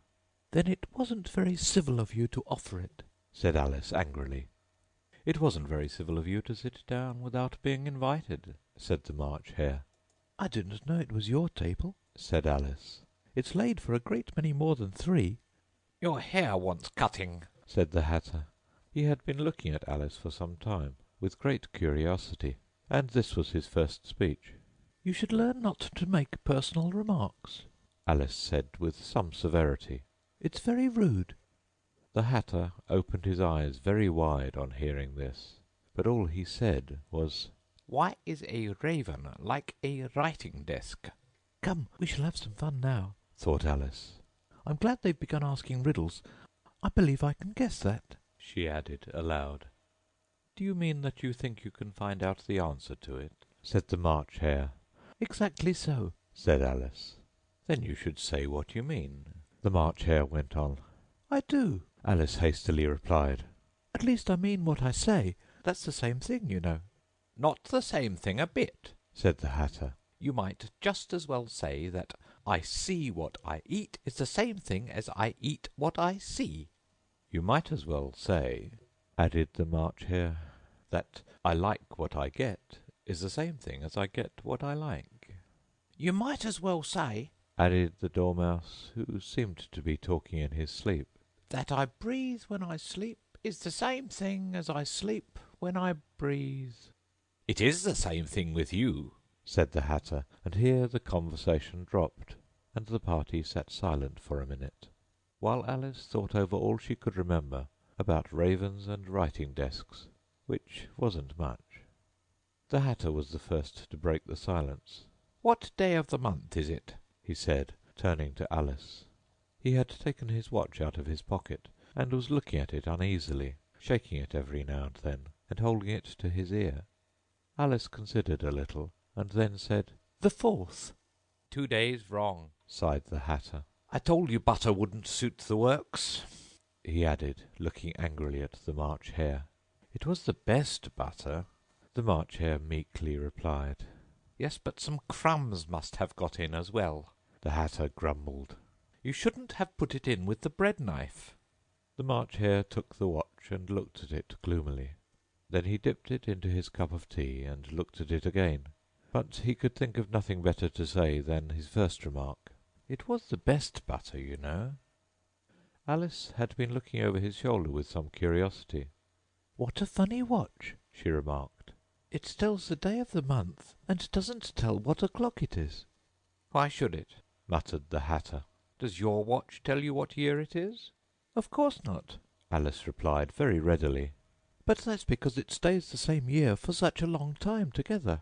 Which is just the case with mine, said the Hatter. Alice felt dreadfully puzzled.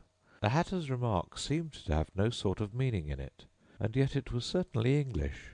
I don't quite understand you, she said, as politely as she could. The Dormouse is asleep again, said the Hatter, and he poured a little hot tea upon its nose. The Dormouse shook its head impatiently, and said without opening its eyes, Of course, just what I was going to remark myself. Have you guessed the riddle yet? the Hatter said, turning to Alice again. No, I give it up, Alice replied. What's the answer? I haven't the slightest idea, said the Hatter. Nor I, said the March Hare. Alice sighed wearily. I do think you might do something better with the time, she said. than waste it in asking riddles that have no answers." "If you knew time as well as I do," said the Hatter, "you wouldn't talk about wasting it. It's him." "I don't know what you mean," said Alice. "Of course you don't," the Hatter said, tossing his head contemptuously. "I dare say you never even spoke to time." "Perhaps not," Alice cautiously replied. "but I know I have to beat time when I learn music." "Ah, that accounts for it," said the Hatter. "He won't stand beating. Now, if you only kept on good terms with him, he'd do almost anything you liked with the clock. For instance, suppose it were 9 o'clock in the morning, just time to begin lessons. You'd only have to whisper a hint to time, and round goes the clock in a twinkling. 1:30, time for dinner." "I only wish it was," the March Hare said to itself in a whisper. "That would be grand, certainly," said Alice thoughtfully. "but then I shouldn't be hungry for it, you know." "Not at first, perhaps, said the Hatter. but you could keep it to 1:30 as long as you liked." "Is that the way you manage?" Alice asked. The Hatter shook his head mournfully. "Not I," he replied. "We quarrelled last March, just before he went mad, you know." Pointing with his teaspoon at the March Hare.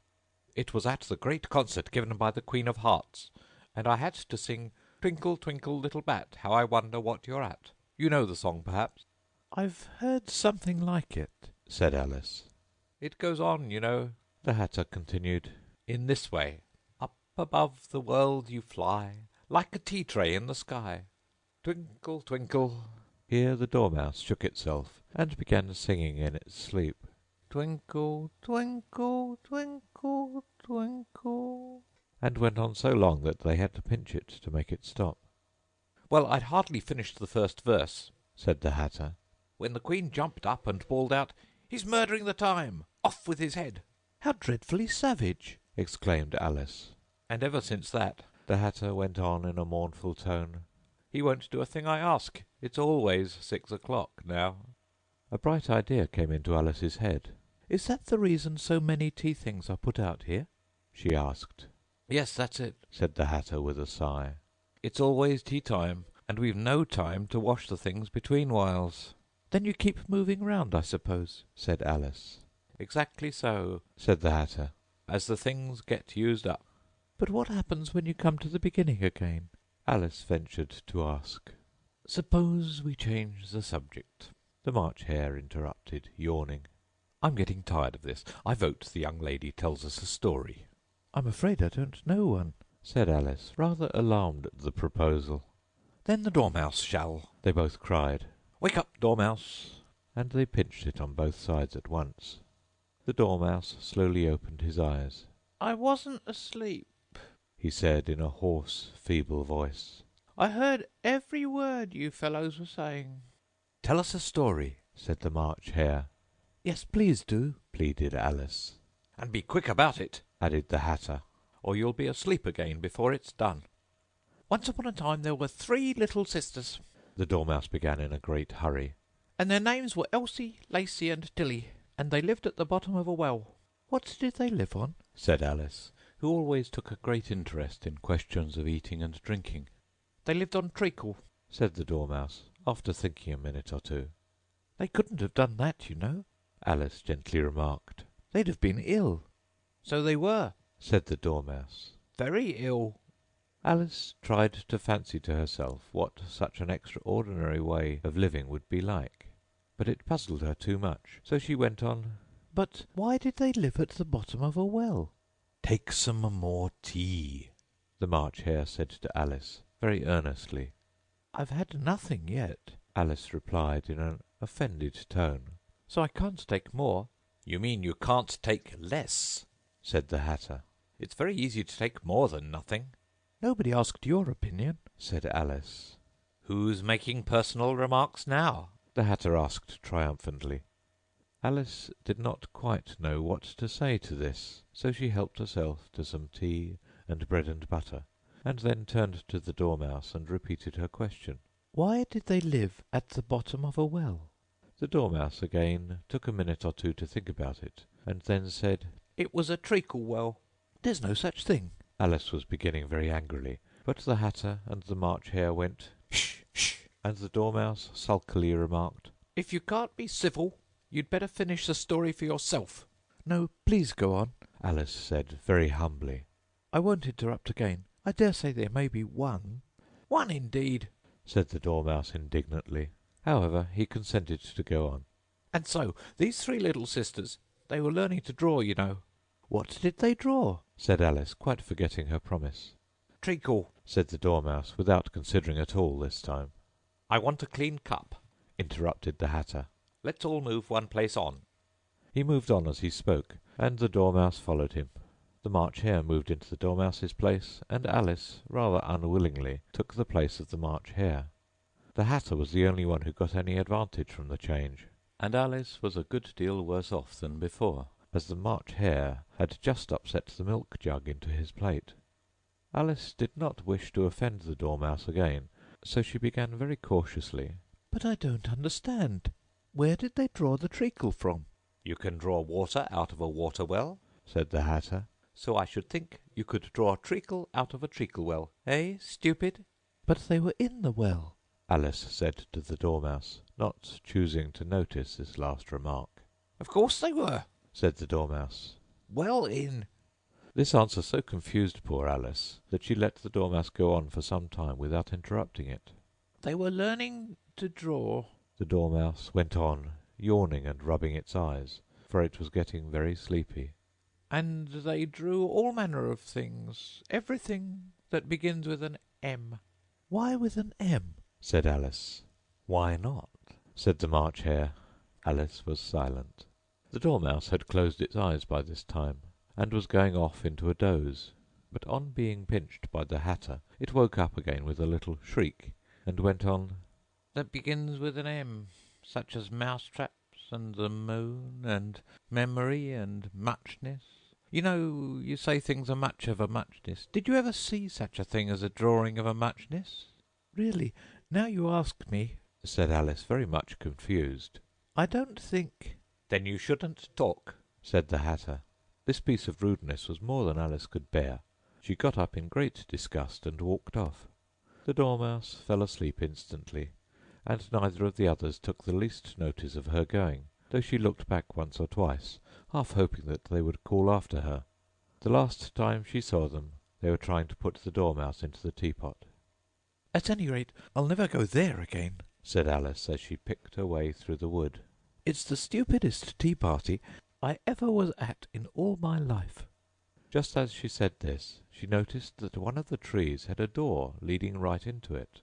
"That's very curious," she thought. "but everything's curious today. I think I may as well go in at once." And in she went. Once more she found herself in the long hall, and close to the little glass table. "Now I'll manage better this time," she said to herself, and began by taking the little golden key and unlocking the door that led into the garden. Then she went to work nibbling at the mushroom. She had kept a piece of it in her pocket, till she was about a foot high. Then she walked down the little passage, and then she found herself at last in the beautiful garden, among the bright flower-beds and the cool fountains. The end of Chapter 7 of Alice's Adventures in Wonderland.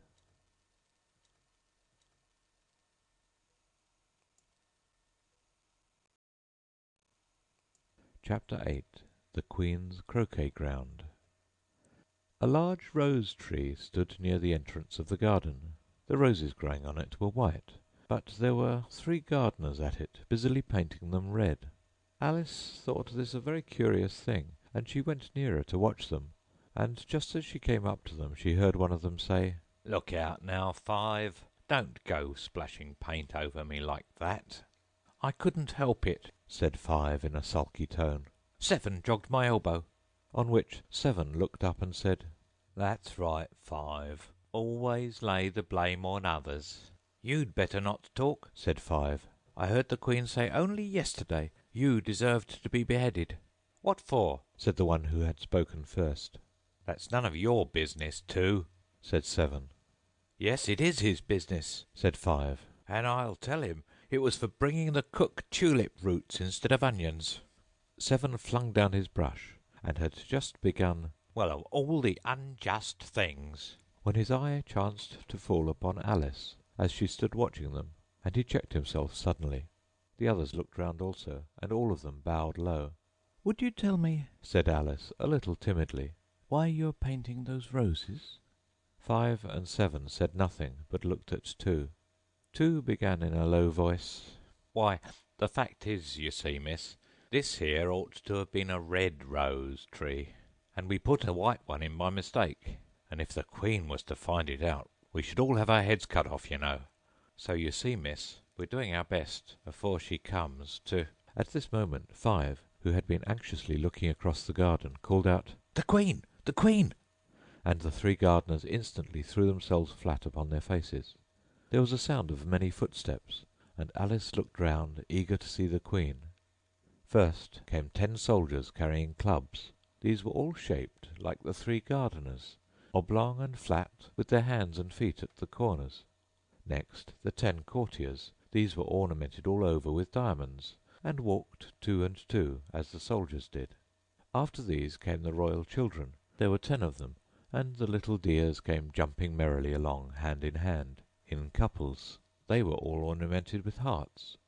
Next came the guests, mostly kings and queens, and among them Alice recognized the White Rabbit. It was talking in a hurried, nervous manner, smiling at everything that was said, and went by without noticing her. Then followed the Knave of Hearts, carrying the king's crown on a crimson velvet cushion. And last of all this grand procession came the King and Queen of Hearts. Alice was rather doubtful whether she ought not to lie down on her face, like the 3 gardeners, but she could not remember ever having heard of such a rule at processions. "And besides, what would be the use of a procession," thought she, "if people had all to lie down upon their faces, so that they couldn't see it?" So she stood still where she was and waited. When the procession came opposite to Alice, they all stopped and looked at her, and the Queen said severely, "Who is this?" She said it to the Knave of Hearts, who only bowed and smiled in reply. "Idiot!" said the Queen, tossing her head impatiently, and turning to Alice she went on, "What's your name, child?" "My name is Alice, so please your Majesty," said Alice very politely, but she added to herself, "Why, they're only a pack of cards after all. I needn't be afraid of them." "And who are these?" said the Queen, pointing to the 3 gardeners who were lying round the rose-tree. For, you see, as they were lying on their faces, and the pattern on their backs was the same as the rest of the pack, she could not tell whether they were gardeners, or soldiers, or courtiers, or 3 of her own children. "How should I know?" said Alice, surprised at her own courage. "It's no business of mine." The Queen turned crimson with fury, and after glaring at her for a moment like a wild beast, screamed, "Off with her head! Off!" "Nonsense!" said Alice very loudly and decidedly, and the Queen was silent. The King laid his hand upon her arm and timidly said, "Consider, my dear, she is only a child." The Queen turned angrily away from him, and said to the Knave, "Turn them over!" The Knave did so, very carefully, with one foot. "Get up!" said the Queen in a shrill, loud voice, and the 3 gardeners instantly jumped up and began bowing to the King, the Queen, the royal children, and everybody else. "Leave off that!" screamed the Queen. "You make me giddy!" And then, turning to the rose-tree, she went on, "What have you been doing here?" "May it please your Majesty," said 2 in a very humble tone, going down on one knee as he spoke. "We were trying—" "I see," said the Queen, who had meanwhile been examining the roses. "Off with their heads!" And the procession moved on, 3 of the soldiers remaining behind to execute the unfortunate gardeners, who ran to Alice for protection. "You shan't be beheaded," said Alice, and she put them into a large flower-pot that stood near. The 3 soldiers wandered about for a minute or 2 looking for them, and then quietly marched off after the others. "Are their heads off?" shouted the Queen. "Their heads are gone, if it please your Majesty," the soldiers shouted in reply. "That's right!" shouted the Queen. "Can you play croquet?" The soldiers were silent and looked at Alice, as the question was evidently meant for her. "Yes," shouted Alice. "Come on, then!" roared the Queen, and Alice joined the procession, wondering very much what would happen next. It's a very fine day," said a timid voice at her side. She was walking by the White Rabbit, who was peeping anxiously into her face. "Very," said Alice. Where's the Duchess?" "Hush, hush!" said the rabbit in a low, hurried tone. He looked anxiously over his shoulder as he spoke, and then raised himself upon tiptoe, put his mouth close to her ear, and whispered, "She's under sentence of execution." "What for?" said Alice. "Did you say, 'What a pity'?" The rabbit asked. "No, I didn't. Said Alice. I don't think it's at all a pity. I said, what for?" "She boxed the Queen's ears." The rabbit began. Alice gave a little scream of laughter. "Oh, hush!" The rabbit whispered in a frightened tone. "The Queen will hear you. You see, she came rather late, and the Queen said—" "Get to your places!" shouted the Queen in a voice of thunder, and people began running about in all directions, tumbling up against each other. However, they got settled down in a minute or two, and the game began. Alice thought she had never seen such a curious croquet ground in all her life. It was all ridges and furrows. The balls were live hedgehogs, the mallets live flamingoes, and the soldiers had to double themselves up and to stand on their hands and feet to make the arches. The chief difficulty Alice found at first was in managing her flamingo. She succeeded in getting its body tucked away comfortably enough under her arm, with its legs hanging down, but generally, just as she had got its neck nicely straightened out, and was going to give the hedgehog a blow with its head, it would twist itself round and look up into her face with such a puzzled expression that she could not help bursting out laughing. And when she had got its head down and was going to begin again, it was very provoking to find that the hedgehog had unrolled itself and was in the act of crawling away. Besides all this, there was generally a ridge or furrow in the way wherever she wanted to send the hedgehog to, and as the doubled-up soldiers were always getting up and walking off to other parts of the ground, Alice soon came to the conclusion that it was a very difficult game indeed. The players all played at once without waiting for turns, quarrelling all the while, and fighting for the hedgehogs, and in a very short time the Queen was in a furious passion and went stamping about and shouting, "Off with his head!" or "Off with her head!" about once in a minute. Alice began to feel very uneasy. To be sure, she had not as yet had any dispute with the Queen, but she knew that it might happen any minute. "And then," Thought she, "what would become of me? They're dreadfully fond of beheading people here. The great wonder is that there's anyone left alive." she was looking about for some way of escape, and wondering whether she could get away without being seen, when she noticed a curious appearance in the air. It puzzled her very much at first, but after watching it a minute or two she made it out to be a grin, and she said to herself, "It's the Cheshire Cat. Now I shall have somebody to talk to." "How are you getting on?" said the cat, as soon as there was mouth enough for it to speak with. Alice waited till the eyes appeared, and then nodded. "It's no use speaking to it," she thought, "till its ears have come, or at least one of them." In another minute the whole head appeared, and then Alice put down her flamingo and began an account of the game, feeling very glad she had someone to listen to her. The cat seemed to think that there was enough of it now in sight, and no more of it appeared. "I don't think they play at all fairly," Alice began in rather a complaining tone. "and they all quarrel so dreadfully one can't hear oneself speak. And they don't seem to have any rules in particular. At least, if there are, nobody attends to them, and you've no idea how confusing it is, all the things being alive. For instance, there's the arch I've got to go through next, walking around at the other end of the ground. And I should have croqueted the Queen's hedgehog just now, only it ran away when it saw mine coming." "How do you like the Queen?" said the cat in a low voice. "Not at all," said Alice. "she's so extremely—" Just then she noticed that the Queen was close behind her, listening, so she went on, "likely to win, that it's hardly worth while finishing the game." The Queen smiled and passed on. "Who are you talking to?" said the King, going up to Alice and looking at the cat's head with great curiosity. "It's a friend of mine, a Cheshire Cat," said Alice. "Allow me to introduce it." "I don't like the look of it at all," said the King. "However, it may kiss my hand if it likes." "I'd rather not," the cat remarked. "Don't be impertinent," said the King. "and don't look at me like that." He got behind Alice as he spoke. "A cat may look at a king," said Alice. "I've read that in some book, but I don't remember where." "Well, it must be removed," said the King very decidedly, and he called the Queen, who was passing at the moment. "My dear, I wish you would have this cat removed." The Queen had only one way of settling all difficulties, great or small. Off with his head," she said, without even looking round. "I'll fetch the executioner myself," said the king eagerly, and he hurried off. Alice thought she might as well go back and see how the game was going on, as she heard the queen's voice in the distance, screaming with passion. She had already heard her sentence 3 of the players to be executed for having missed their turns, and she did not like the look of things at all, as the game was in such confusion that she never knew whether it was her turn or not. So she went in search of her hedgehog. The hedgehog was engaged in a fight with another hedgehog, which seemed to Alice an excellent opportunity for croqueting one of them with the other. The only difficulty was that her flamingo was gone across to the other side of the garden, where Alice could see it trying in a helpless sort of way to fly up into a tree. By the time she had caught the flamingo and brought it back, the fight was over, and both the hedgehogs were out of sight. "But it doesn't matter much," thought Alice, as all the archers are gone from this side of the ground.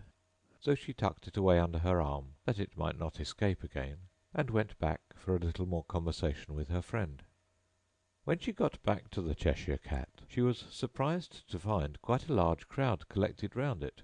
There was a dispute going on between the executioner, the king, and the queen, who were all talking at once, while all the rest were quite silent, and looked very uncomfortable.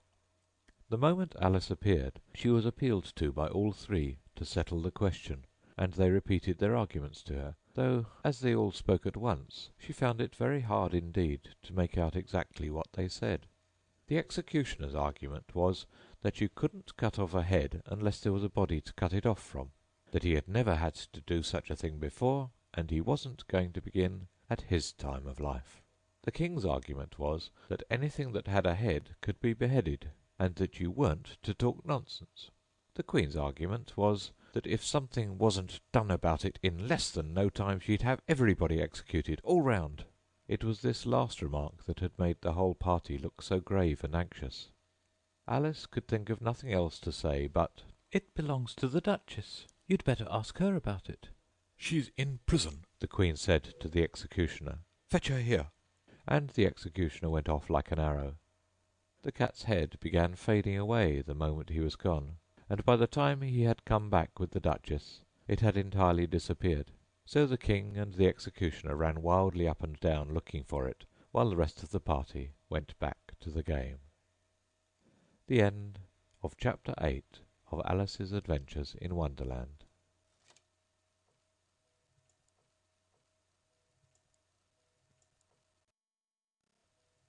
Chapter 9. The Mock Turtle's Story. "You can't think how glad I am to see you again, you dear old thing," said the Duchess, as she tucked her arm affectionately into Alice's, and they walked off together. Alice was very glad to find her in such a pleasant temper, and thought to herself that perhaps it was only the pepper that had made her so savage when they met in the kitchen. "When I'm a duchess," she said to herself, not in a very hopeful tone, though, "I won't have any pepper in my kitchen at all. Soup does very well without. Maybe it's always pepper that makes people hot-tempered," she went on, very much pleased at having found out a new kind of rule. "and vinegar that makes them sour, and camomile that makes them bitter, and barley sugar and such things that make children sweet-tempered. I only wish people knew that. Then they wouldn't be so stingy about it, you know." She had quite forgotten the Duchess by this time, and was a little startled when she heard her voice close to her ear. "You're thinking about something, my dear, and that makes you forget to talk. I can't tell you just now what the moral of that is, but I shall remember it in a bit." "Perhaps it hasn't one," Alice ventured to remark. "Child," said the Duchess, "everything's got a moral if only you can find it." and she squeezed herself up closer to Alice's side as she spoke. Alice did not much like keeping so close to her. First, because the Duchess was very ugly, and secondly, because she was exactly the right height to rest her chin upon Alice's shoulder, and it was an uncomfortably sharp chin. However, she did not like to be rude, so she bore it as well as she could. "The game's going on rather better now," she said, by way of keeping up the conversation a little. "'Tis so," said the Duchess. "and the moral of that is, 'tis love that makes the world go round." "Somebody said Alice whispered. "That it's done by everybody minding their own business." "Ah, well, it means much the same thing," said the Duchess, digging her sharp little chin into Alice's shoulder as she added, "and the moral of that is, take care of the sense, and the sounds will take care of themselves." How fond she is of finding morals in things, Alice thought to herself. "I dare say you're wondering why I don't put my arm round your waist," the Duchess said after a pause. "The reason is that I'm doubtful about the temper of your flamingo. Shall I try the experiment?" he might bite, Alice cautiously replied, not feeling at all anxious to have the experiment tried. "Very true," said the Duchess. "Flamingoes and mustard both bite, and the moral of that is, birds of a feather flock together." Only mustard isn't a bird, Alice remarked. "Right as usual," said the Duchess. "What a clear way you have of putting things." It's a mineral, I think, said Alice. "Of course it is," said the Duchess, who seemed ready to agree to everything that Alice said. "There's a large mustard mine near here, and the moral of that is, the more there is of mine, the less there is of yours." Oh, I know, exclaimed Alice, who had not attended to this last remark. it's a vegetable. It doesn't look like one, but it is. "I quite agree with you," said the Duchess. "and the moral of that is, be what you would seem to be. Or, if you'd like to put it more simply, never imagine yourself not to be otherwise than what it might appear to others that what you were or might have been was not otherwise than what you had been would have appeared to them to be otherwise." I think I should understand that better, Alice said very politely. if I had it written down, but I can't quite follow it as you say it. "That's nothing to what I could say if I chose," the Duchess replied in a pleased tone. Pray don't trouble yourself to say it any longer than that, said Alice. "Oh, don't bother about trouble," said the Duchess. "I make you a present of everything I've said as yet." A cheap sort of present, thought Alice. I'm glad they don't give birthday presents like that. But she did not venture to say it out loud. "Thinking again?" the Duchess asked, with another dig of her sharp little chin. "I've a right to think," said Alice sharply, for she was beginning to feel a little worried. "Just about as much right," said the Duchess, "as pigs have to fly, and the But here, to Alice's great surprise, the Duchess's voice died away, even in the middle of her favourite word, moral, and the arm that was linked into hers began to tremble. Alice looked up, and there stood the Queen in front of them, with her arms folded, frowning like a thunderstorm. A fine day, your Majesty, the Duchess began in a low, weak voice. "Now, I give you fair warning," shouted the Queen, stamping on the ground as she spoke. "Either you or your head must be off, and that in about half no time. Take your choice." The Duchess took her choice and was gone in a moment. "Let's go on with the game," the Queen said to Alice, and Alice was too much frightened to say a word, but slowly followed her back to the croquet ground. The other guests had taken advantage of the Queen's absence, and were resting in the shade. However, the moment they saw her, they hurried back to the game, the Queen merely remarking that a moment's delay would cost them their lives.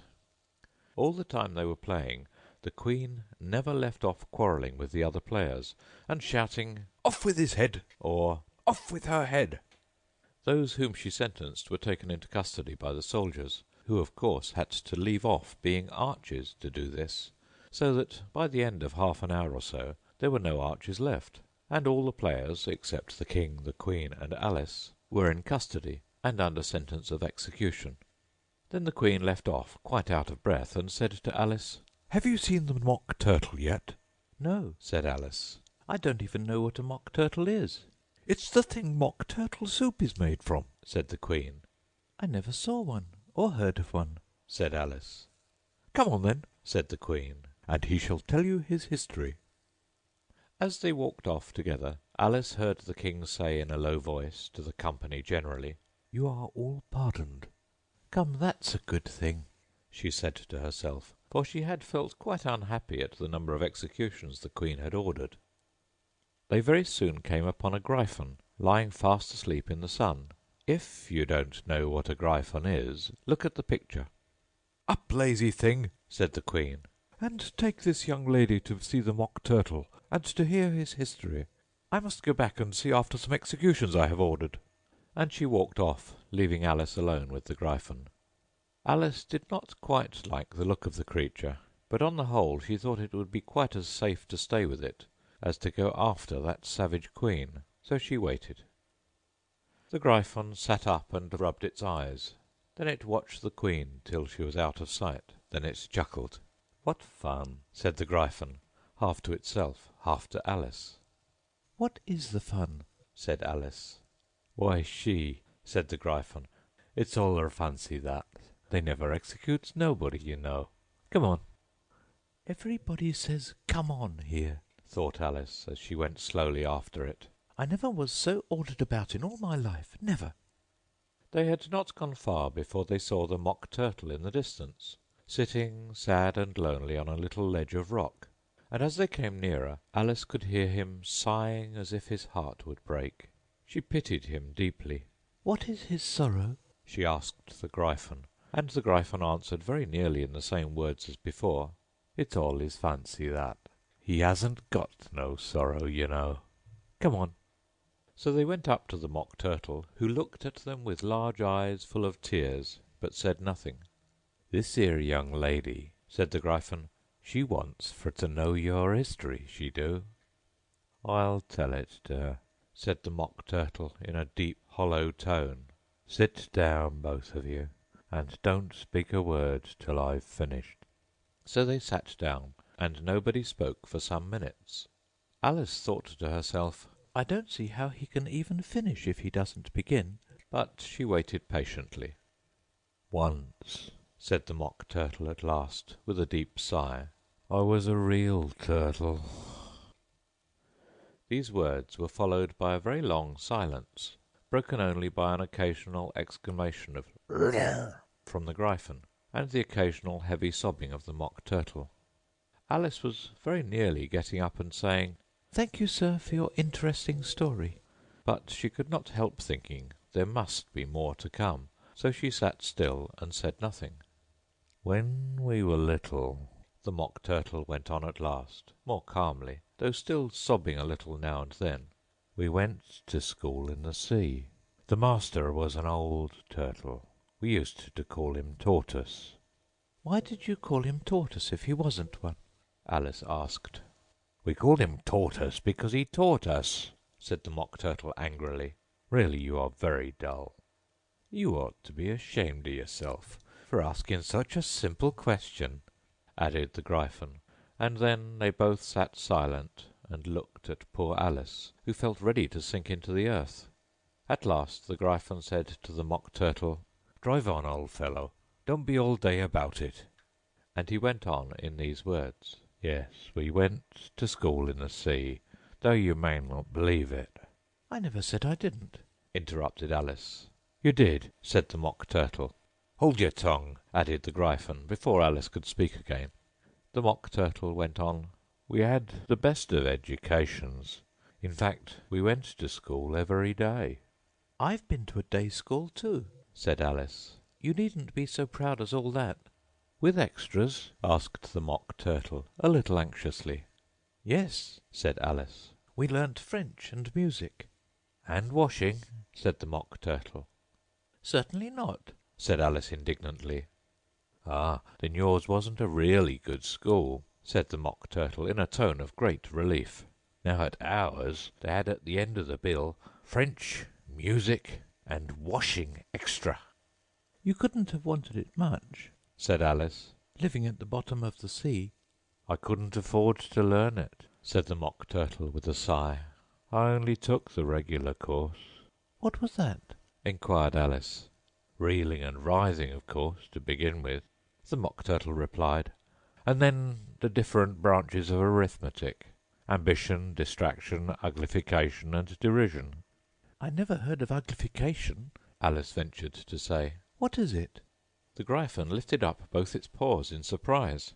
"What? Never heard of uglifying?" it exclaimed. "You know what to beautify is, I suppose?" "Yes," said Alice doubtfully. "it means to make anything prettier." "Well then," the Gryphon went on, "if you don't know what to uglify is, You are a simpleton." Alice did not feel encouraged to ask any more questions about it, so she turned to the Mock Turtle and said, What else had you to learn?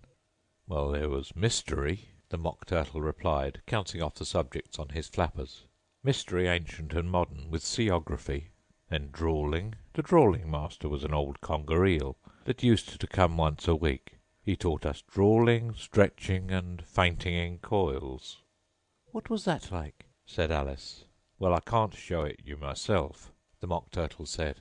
"I'm too stiff, and the Gryphon never learnt it." "Hadn't time," said the Gryphon. "I went to the classics master, though. He was an old crab, he was." "I never went to him," the Mock Turtle said with a sigh. "He taught laughing and grief, they used to say." "So he did, so he did," said the Gryphon, sighing in his turn, and both creatures hid their faces in their paws. And how many hours a day did you do lessons?" said Alice, in a hurry to change the subject. 10 hours the first day, 9 the next, and so on," said the Mock Turtle. What a curious plan! exclaimed Alice. "That's the reason they're called lessons," the Gryphon remarked, "because they lessen from day to day." This was quite a new idea to Alice, and she thought it over a little before she made her next remark. Then the 11th day must have been a holiday. "Of course it was," said the Mock Turtle. And how did you manage on the 12th? Alice went on eagerly. "That's enough about lessons," the Gryphon interrupted in a very decided tone. "Tell her something about the games now." The end of Chapter 9 of Alice's Adventures in Wonderland by Lewis Carroll.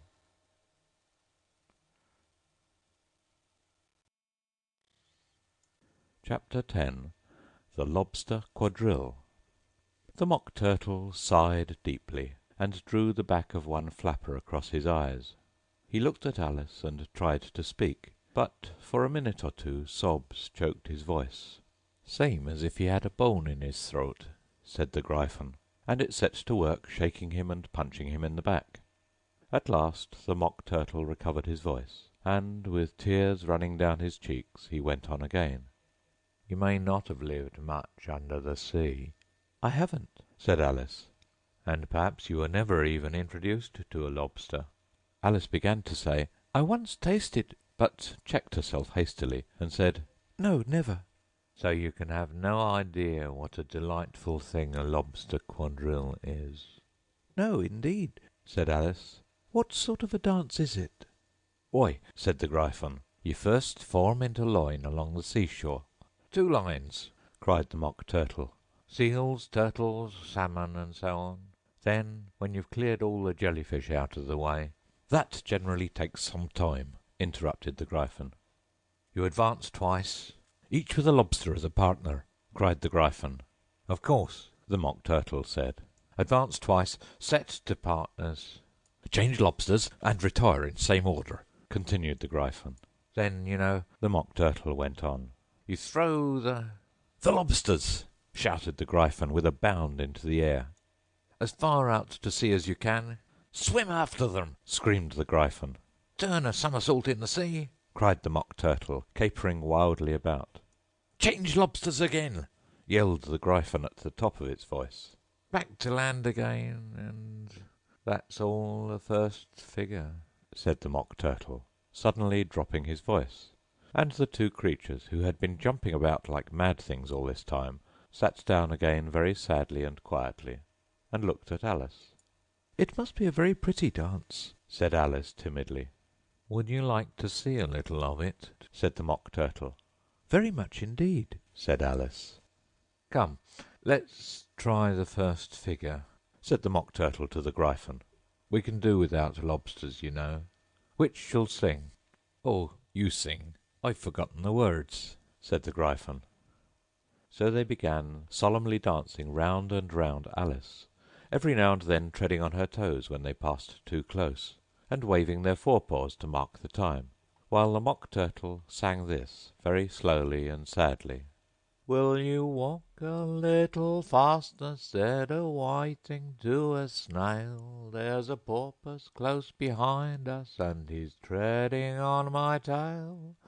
See how eagerly the lobsters and the turtles all advance. They are waiting on the shingle. Will you come and join the dance?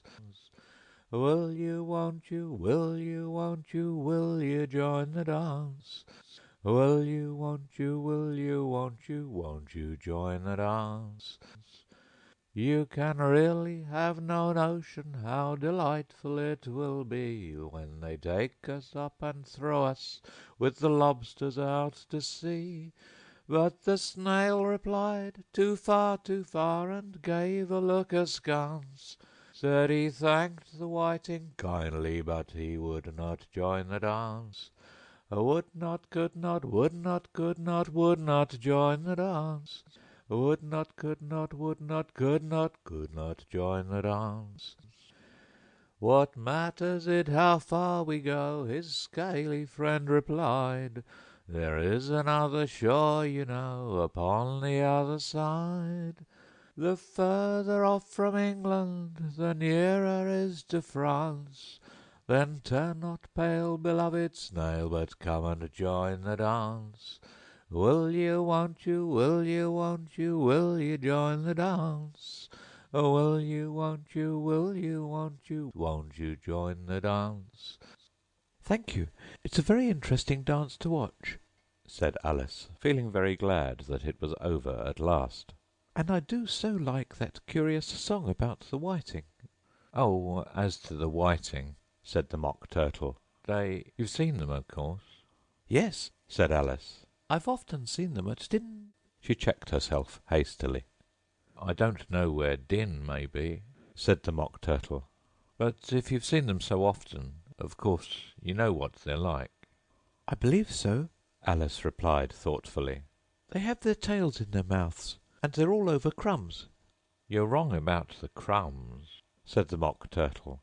Crumbs would all wash off in the sea. But they have their tails in their mouths, and the reason is— Here the Mock Turtle yawned and shut his eyes. Tell her about the reason and all that, he said to the Gryphon. The reason is, said the Gryphon, that they would go with the lobsters to the dance, so they got thrown out to sea, so they had to fall a long way. So they got their tails fast in their mouths, so they couldn't get them out again. That's all. Thank you, said Alice. It's very interesting. I never knew so much about a whiting before. I can tell you more than that if you like, said the Gryphon. Do you know why it's called a whiting? I never thought about it, said Alice. Why? It does the boots and shoes, the Gryphon replied very solemnly. Alice was thoroughly puzzled. Does the boots and shoes? She repeated in a wondering tone. Why, what are your shoes done with? Said the Gryphon. I mean, what makes them so shiny? Alice looked down at them and considered a little before she gave her answer. They're done with blacking, I believe. Boots and shoes under the sea, the Gryphon went on in a deep voice, are done with a whiting. Now you know. And what are they made of? Alice asked in a tone of great curiosity. Soles and eels, of course, the Gryphon replied rather impatiently. Any shrimp could have told you that. If I'd been the whiting, said Alice, whose thoughts were still running on the song, I'd have said to the porpoise, keep back, please, we don't want you with us. They were obliged to have him with them, the Mock Turtle said. No wise fish would go anywhere without a porpoise. Wouldn't it really? Said Alice in a tone of great surprise. Of course not, said the Mock Turtle. Why, if a fish came to me and told me he was going a journey, I should say, with what porpoise? Don't you mean purpose? Said Alice. I mean what I say, the Mock Turtle replied in an offended tone, and the Gryphon added, Come, let's hear some of your adventures. I could tell you my adventures, beginning from this morning, said Alice a little timidly, but it's no use going back to yesterday, because I was a different person then. Explain all that, said the Mock Turtle. No, the adventures first, said the Gryphon in an impatient tone. Explanations take such a dreadful time. So Alice began telling them her adventures, from the time when she first saw the White Rabbit.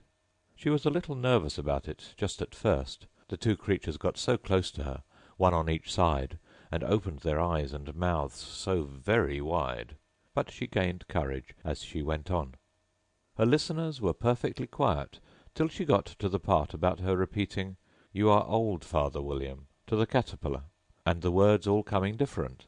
And then the Mock Turtle drew a long breath and said, "That's very curious." "It's all about as curious as it can be," said the Gryphon. "It all came different," the Mock Turtle repeated thoughtfully. "I should like to hear her try and repeat something now. Tell her to begin." He looked at the Gryphon, as if he thought it had some kind of authority over Alice. "Stand up and repeat, ''Tis the voice of the sluggard,'" said the Gryphon. "How the creatures order one about, and make one repeat lessons," thought Alice. "I might as well be at school at once." However, she got up and began to repeat it. But her head was so full of the lobster quadrille that she hardly knew what she was saying, and the words came very queer indeed. "'Tis the voice of the lobster. I heard him declare, 'You have baked me too brown, I must sugar my hair.' As a duck with its eyelids, so he with his nose trims his belt and his buttons, and turns out his toes.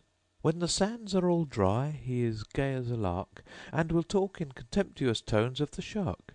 But when the tide rises and sharks are around, his voice has a timid and tremulous sound." "That's different from what I used to say when I was a child," said the Gryphon. "Well, I never heard it before," said the Mock Turtle, "but it sounds uncommon nonsense." Alice said nothing. She had sat down with her face in her hands, wondering if anything would ever happen in a natural way again. "I should like to have it explained," said the Mock Turtle. "She can't explain it," said the Gryphon hastily. "Go on with the next verse." "But about his toes," the Mock Turtle persisted. "How could he turn them out with his nose, you know?" "It's the first position in dancing," Alice said, but was dreadfully puzzled by the whole thing, and longed to change the subject. "Go on with the next verse," the Gryphon repeated impatiently. "It begins, 'I passed by his garden.'" Alice did not dare to disobey, though she felt sure it would all come wrong, and she went on in a trembling voice, "I passed by his garden, and marked with one eye how the owl and the panther were sharing a pie. The panther took pie crust and gravy and meat, while the owl had the dish as its share of the treat. When the pie was all finished, the owl as a boon was kindly permitted to pocket the spoon, while the panther received knife and fork with a growl, and concluded the banquet—" "What is the use of repeating all that stuff," the Mock Turtle interrupted, "if you don't explain it as you go on? It's by far the most confusing thing I ever heard." "Yes, I think you'd better leave off," said the Gryphon, and Alice was only too glad to do so. "Shall we try another figure of the lobster quadrille?" the Gryphon went on. "Or would you like the Mock Turtle to sing you a song?" "Oh, a song, please, if the Mock Turtle would be so kind," Alice replied, so eagerly that the Gryphon said, in a rather offended tone, "No accounting for tastes. Sing her a turtle soup, will you, old fellow?" The Mock Turtle sighed deeply, and began, in a voice sometimes choked with sobs, to sing this: "Beautiful soup, so rich and green, waiting in a hot tureen. Who for such dainties would not stoop?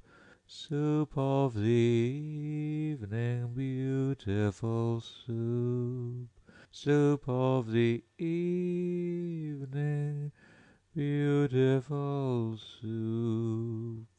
Beautiful soup. Beautiful soup. Soup of the evening, beautiful, beautiful soup. Beautiful soup, who cares for fish? game or any other dish. Who would not give all else for two? Pennyworth only of beautiful soup. Pennyworth only of beautiful soup. Beautiful soup. Beautiful soup.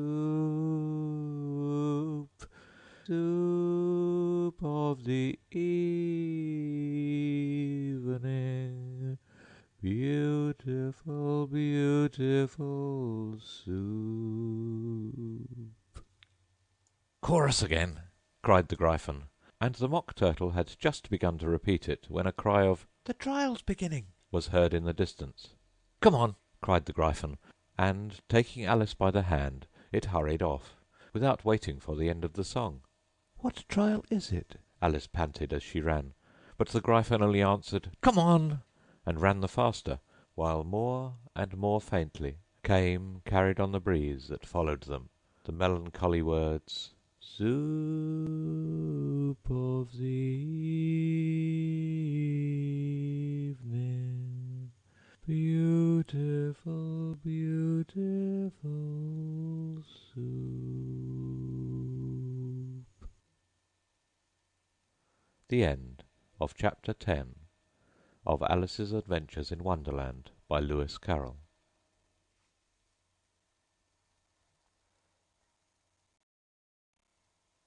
Chapter 11. Who Stole the Tarts? The King and Queen of Hearts were seated on their throne when they arrived, with a great crowd assembled about them, all sorts of little birds and beasts, as well as the whole pack of cards.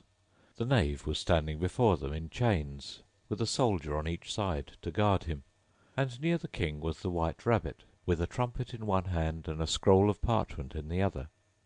In the very middle of the court was a table, with a large dish of tarts upon it. They looked so good that it made Alice quite hungry to look at them. "I wish they'd get the trial done," she thought, "and hand round the refreshments." But there seemed to be no chance of this, so she began looking at everything about her to pass away the time. Alice had never been in a court of justice before, but she had read about them in books, and she was quite pleased to find that she knew the name of nearly everything there. "That's the judge," she said to herself, "because of his great wig." The judge, by the way, was the king, and as he wore his crown over the wig—look at the frontispiece if you want to see how he did it—he did not look at all comfortable, and it was certainly not becoming. "And that's the jury box," thought Alice. "And those 12 creatures—" She was obliged to say creatures, you see, because some of them were animals and some were birds. "I suppose they are the jurors."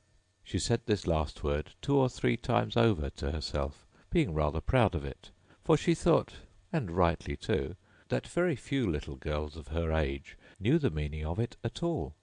However, jurymen would have done just as well. The 12 jurors were all writing very busily on slates. "What are they doing?" Alice whispered to the Gryphon. "They can't have anything to put down yet, before the trial's begun." "They're putting down their names," the Gryphon whispered in reply, for fear they should forget them before the end of the trial. "Stupid things!" Alice began in a loud, indignant voice, but she stopped hastily, for the White Rabbit cried out, "Silence in the court!" and the king put on his spectacles and looked anxiously round to make out who was talking. Alice could see, as well as if she were looking over their shoulders, that all the jurors were writing down "stupid things" on their slates, and she could even make out that one of them didn't know how to spell stupid, and that he had to ask his neighbour to tell him. "A nice muddle their slates'll be in before the trial's over," thought Alice. One of the jurors had a pencil that squeaked. This, of course, Alice could not stand, and she went round the court and got behind him, and very soon found an opportunity of taking it away. She did it so quickly that the poor little juror—it was Bill, the lizard—could not make out at all what had become of it. So, after hunting all about for it, he was obliged to write with one finger for the rest of the day. and this was of very little use, as it left no mark on the slate. "Herald, read the accusation," said the king. On this the White Rabbit blew 3 blasts on the trumpet, and then unrolled the parchment scroll and read as follows. The Queen of Hearts, she made some tarts, all on a summer day. The Knave of Hearts, he stole those tarts, and took them quite away. "Consider your verdict," the king said to the jury. Not yet, not yet, The rabbit hastily interrupted. there's a great deal to come before that. "Call the first witness," Said the king, and the White Rabbit blew 3 blasts on the trumpet and called out, First witness. The first witness was the Hatter. He came in with a teacup in one hand and a piece of bread and butter in the other. I beg pardon, your majesty, He began. for bringing these in, but I hadn't quite finished my tea when I was sent for. "You ought to have finished," said the king. "When did you begin?" The Hatter looked at the March Hare, who had followed him into the court, arm in arm with the Dormouse. 14th of March, I think it was, He said. 15th, Said the March Hare. 16th. Added the Dormouse. "Write that down," The king said to the jury, and the jury eagerly wrote down all 3 dates on their slates, and then added them up and reduced the answer to shillings and pence. "Take off your hat." The king said to the Hatter. It isn't mine. Said the Hatter. "Stolen!" The king exclaimed, turning to the jury, who instantly made a memorandum of the fact. I keep them to sell. The Hatter added as an explanation. I've none of my own. I'm a hatter. Here the queen put on her spectacles and began staring at the Hatter, who turned pale and fidgeted. "Give your evidence," Said the king. "and don't be nervous, or I'll have you executed on the spot." This did not seem to encourage the witness at all. He kept shifting from one foot to the other, looking uneasily at the queen, and in his confusion he bit a large piece out of his teacup instead of the bread and butter. Just at this moment Alice felt a very curious sensation, which puzzled her a good deal, until she made out what it was. She was beginning to grow larger again, and she thought at first she would get up and leave the court, but on second thoughts she decided to remain where she was, as long as there was room for her. I wish you wouldn't squeeze so. Said the Dormouse, who was sitting next to her. I can hardly breathe. I can't help it, said Alice very meekly. I'm growing. You've no right to grow here. Said the Dormouse. Don't talk nonsense, said Alice more boldly. You know you're growing too. Yes, but I grow at a reasonable pace. Said the Dormouse. Not in that ridiculous fashion. And he got up very sulkily and crossed over to the other side of the court. All this time the queen had never left off staring at the Hatter, and just as the Dormouse crossed the court, she said to one of the officers of the court, Bring me the list of the singers in the last concert. On which the wretched Hatter trembled so that he shook both his shoes off. "Give your evidence," the king repeated angrily, "or I'll have you executed whether you're nervous or not." I'm a poor man, your majesty, the Hatter began in a trembling voice.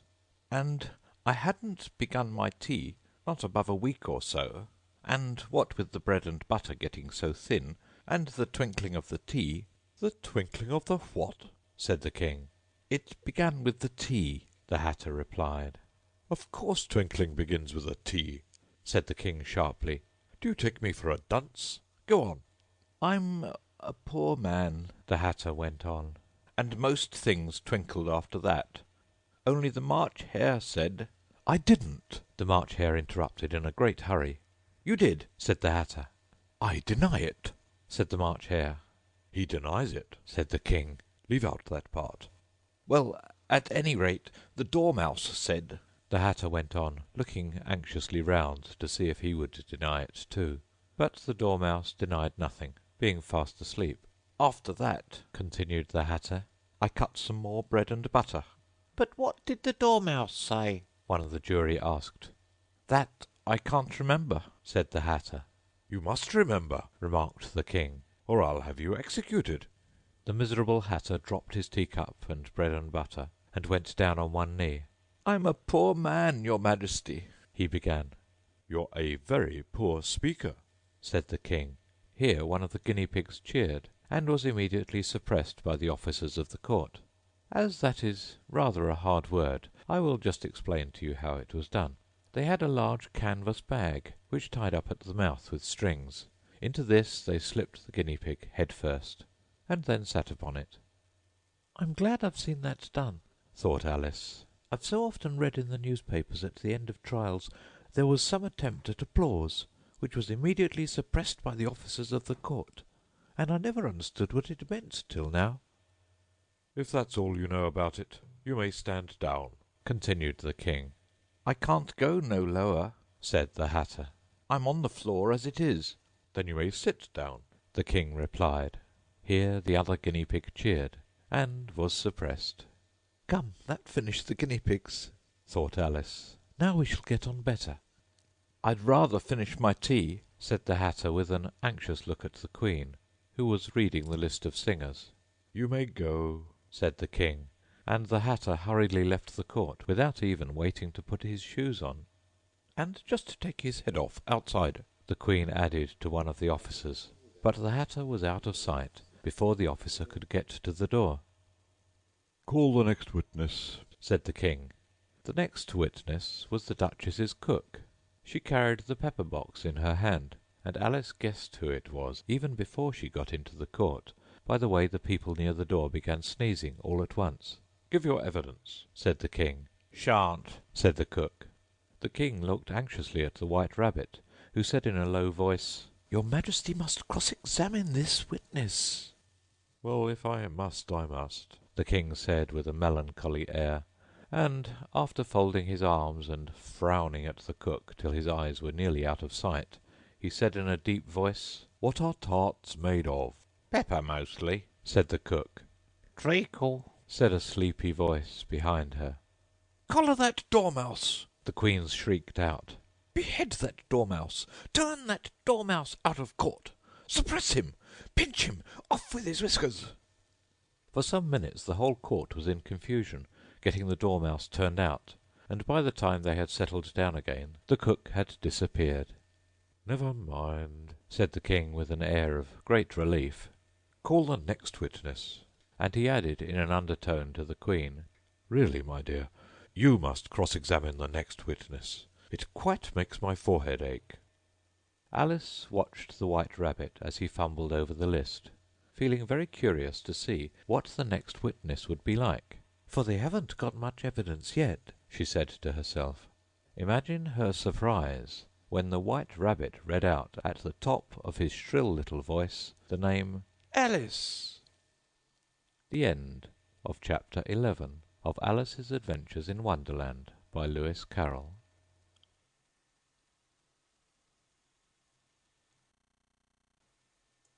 Chapter 12 Alice's Evidence.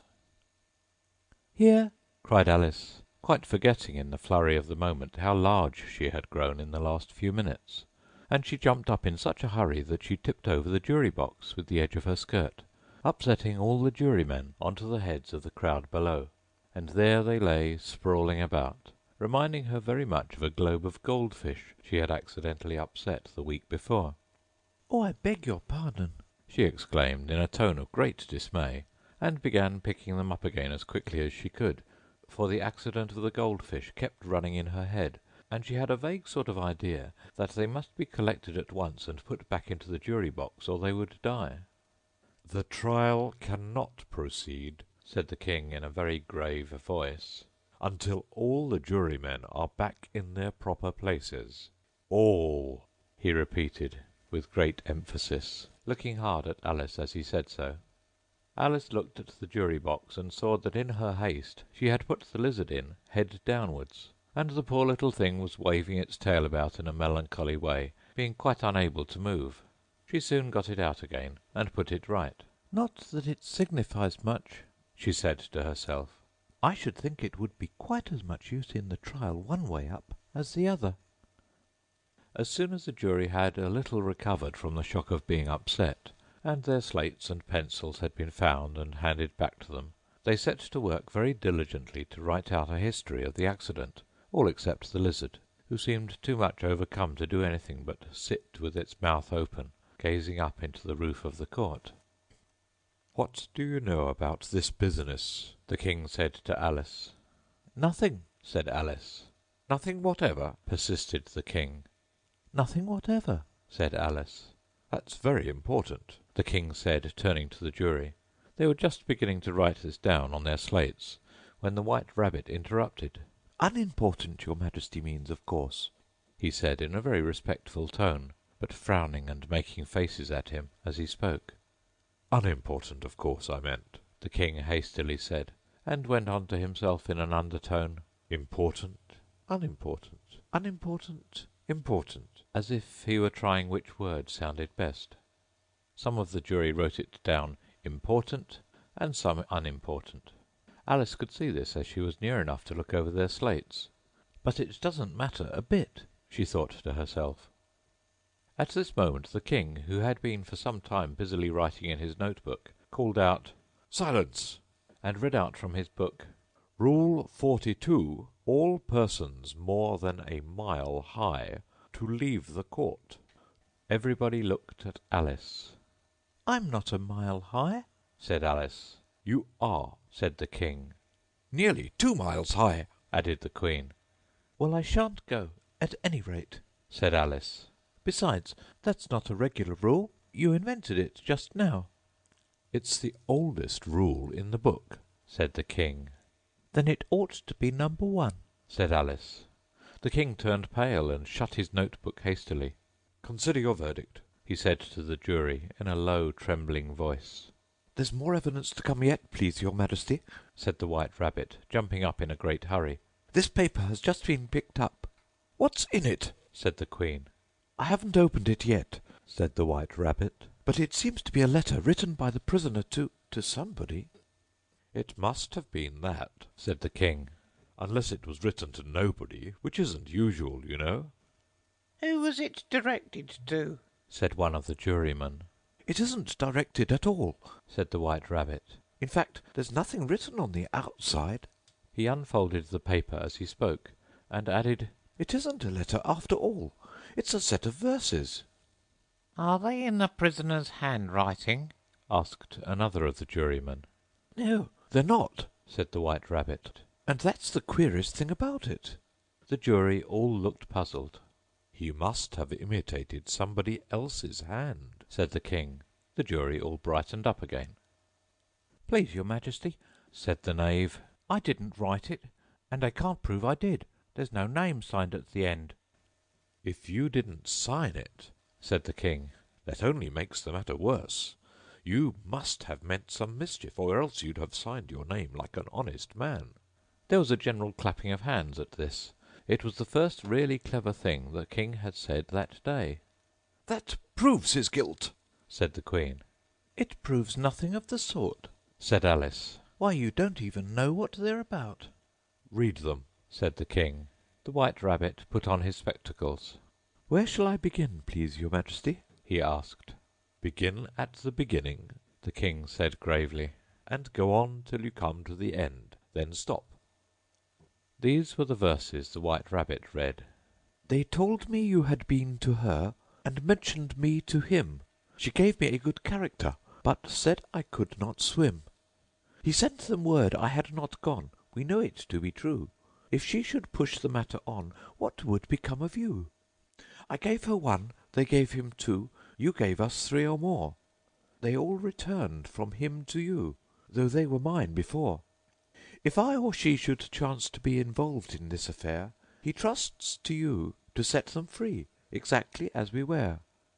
My notion was that you had been, before she had this fit, an obstacle that came between him and ourselves and it. Don't let him know she liked them best, for this must ever be a secret kept from all the rest, between yourself and me." "That's the most important piece of evidence we've heard yet," Said the king, rubbing his hands. "So now let the jury—" If any one of them can explain it, Said Alice. She had grown so large in the last few minutes that she wasn't a bit afraid of interrupting him. I'll give him 6pence. I don't believe there's an atom of meaning in it. The jury all wrote down on their slates, "She doesn't believe there's an atom of meaning in it." but none of them attempted to explain the paper. "If there's no meaning in it," said the king, "that saves a world of trouble, you know, as we needn't try to find any. And yet, I don't know," he went on, spreading out the verses on his knee and looking at them with one eye. "I seem to see some meaning in them after all. Said I could not swim. You can't swim, can you?" he added, turning to the knave. The knave shook his head sadly. "Do I look like it?" he said, which he certainly did not, being made entirely of cardboard. "All right so far," said the king, and he went on muttering over the verses to himself. "We know it to be true. That's the jury, of course. I gave her one, they gave him two. Why, that must be what he did with the tarts, you know." But it goes on, they all returned from him to you, said Alice. "Why, there they are," said the king triumphantly, pointing to the tarts on the table. "Nothing can be clearer than that. Then, again, before she had this fit. You never had fits, my dear, I think?" he said to the queen. "Never!" said the queen furiously, throwing an inkstand at the lizard as she spoke. The unfortunate little Bill had left off writing on his slate with one finger, as he found it made no mark, but he now hastily began again, using the ink that was trickling down his face as long as it lasted. "Then the words don't fit you," said the king, looking round the court with a smile. There was a dead silence. "It's a pun," the king added in an offended tone, and everybody laughed. "Let the jury consider their verdict," the king said, for about the 20th time that day. "No, no," said the queen. "Sentence first, verdict afterwards." "Stuff and nonsense," said Alice loudly. "The idea of having the sentence first." "Hold your tongue," said the queen, turning purple. "I won't," said Alice. "Off with her head," the queen shouted at the top of her voice. Nobody moved. "Who cares for you?" said Alice. She had grown to her full size by this time. "You're nothing but a pack of cards." At this the whole pack rose up into the air and came flying down upon her. She gave a little scream, half of fright and half of anger, and tried to beat them off, and found herself lying on the bank, with her head in the lap of her sister, who was gently brushing away some dead leaves that had fluttered down from the trees upon her face. "Wake up, Alice, dear," said her sister. "Why, what a long sleep you've had." "Oh, I've had such a curious dream," said Alice, and she told her sister, as well as she could remember them, all these strange adventures of hers that you have just been reading about. And when she had finished, her sister kissed her and said, "It was a curious dream, dear, certainly. But now run in to your tea. It's getting late." So Alice got up and ran off, thinking while she ran, as well she might, what a wonderful dream it had been. But her sister sat still just as she left her, leaning her head on her hand, watching the setting sun, and thinking of little Alice and all her wonderful adventures, till she too began dreaming after a fashion, and this was her dream. First she dreamed of little Alice herself, and once again the tiny hands were clasped upon her knee, and the bright, eager eyes were looking up into hers. She could hear the very tones of her voice, and see that queer little toss of her head to keep back the wandering hair that would always get into her eyes. And still, as she listened, or seemed to listen, the whole place around her became alive with the strange creatures of her little sister's dream. The long grass rustled at her feet as the white rabbit hurried by. The frightened mouse splashed his way through the neighbouring pool. She could hear the rattle of the teacups as the March Hare and his friends shared their never-ending meal, and the shrill voice of the queen ordering off her unfortunate guests to execution.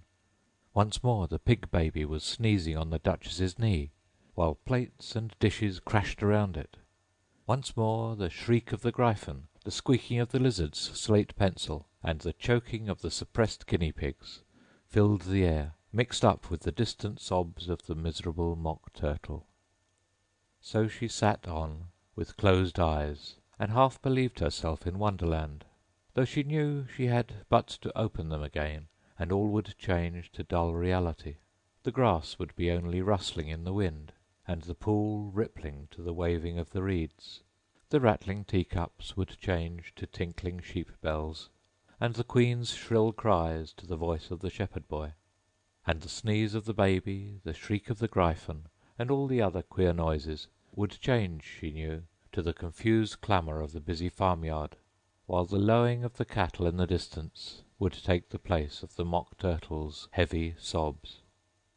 Lastly, she pictured to herself how this same little sister of hers would in the after-time be herself a grown woman, and how she would keep through all her riper years the simple and loving heart of her childhood, and how she would gather about her other little children and make their eyes bright and eager with many a strange tale, perhaps even with the dream of Wonderland of long ago, and how she would feel with all their simple sorrows and find a pleasure in all their simple joys, remembering her own child life and the happy summer days.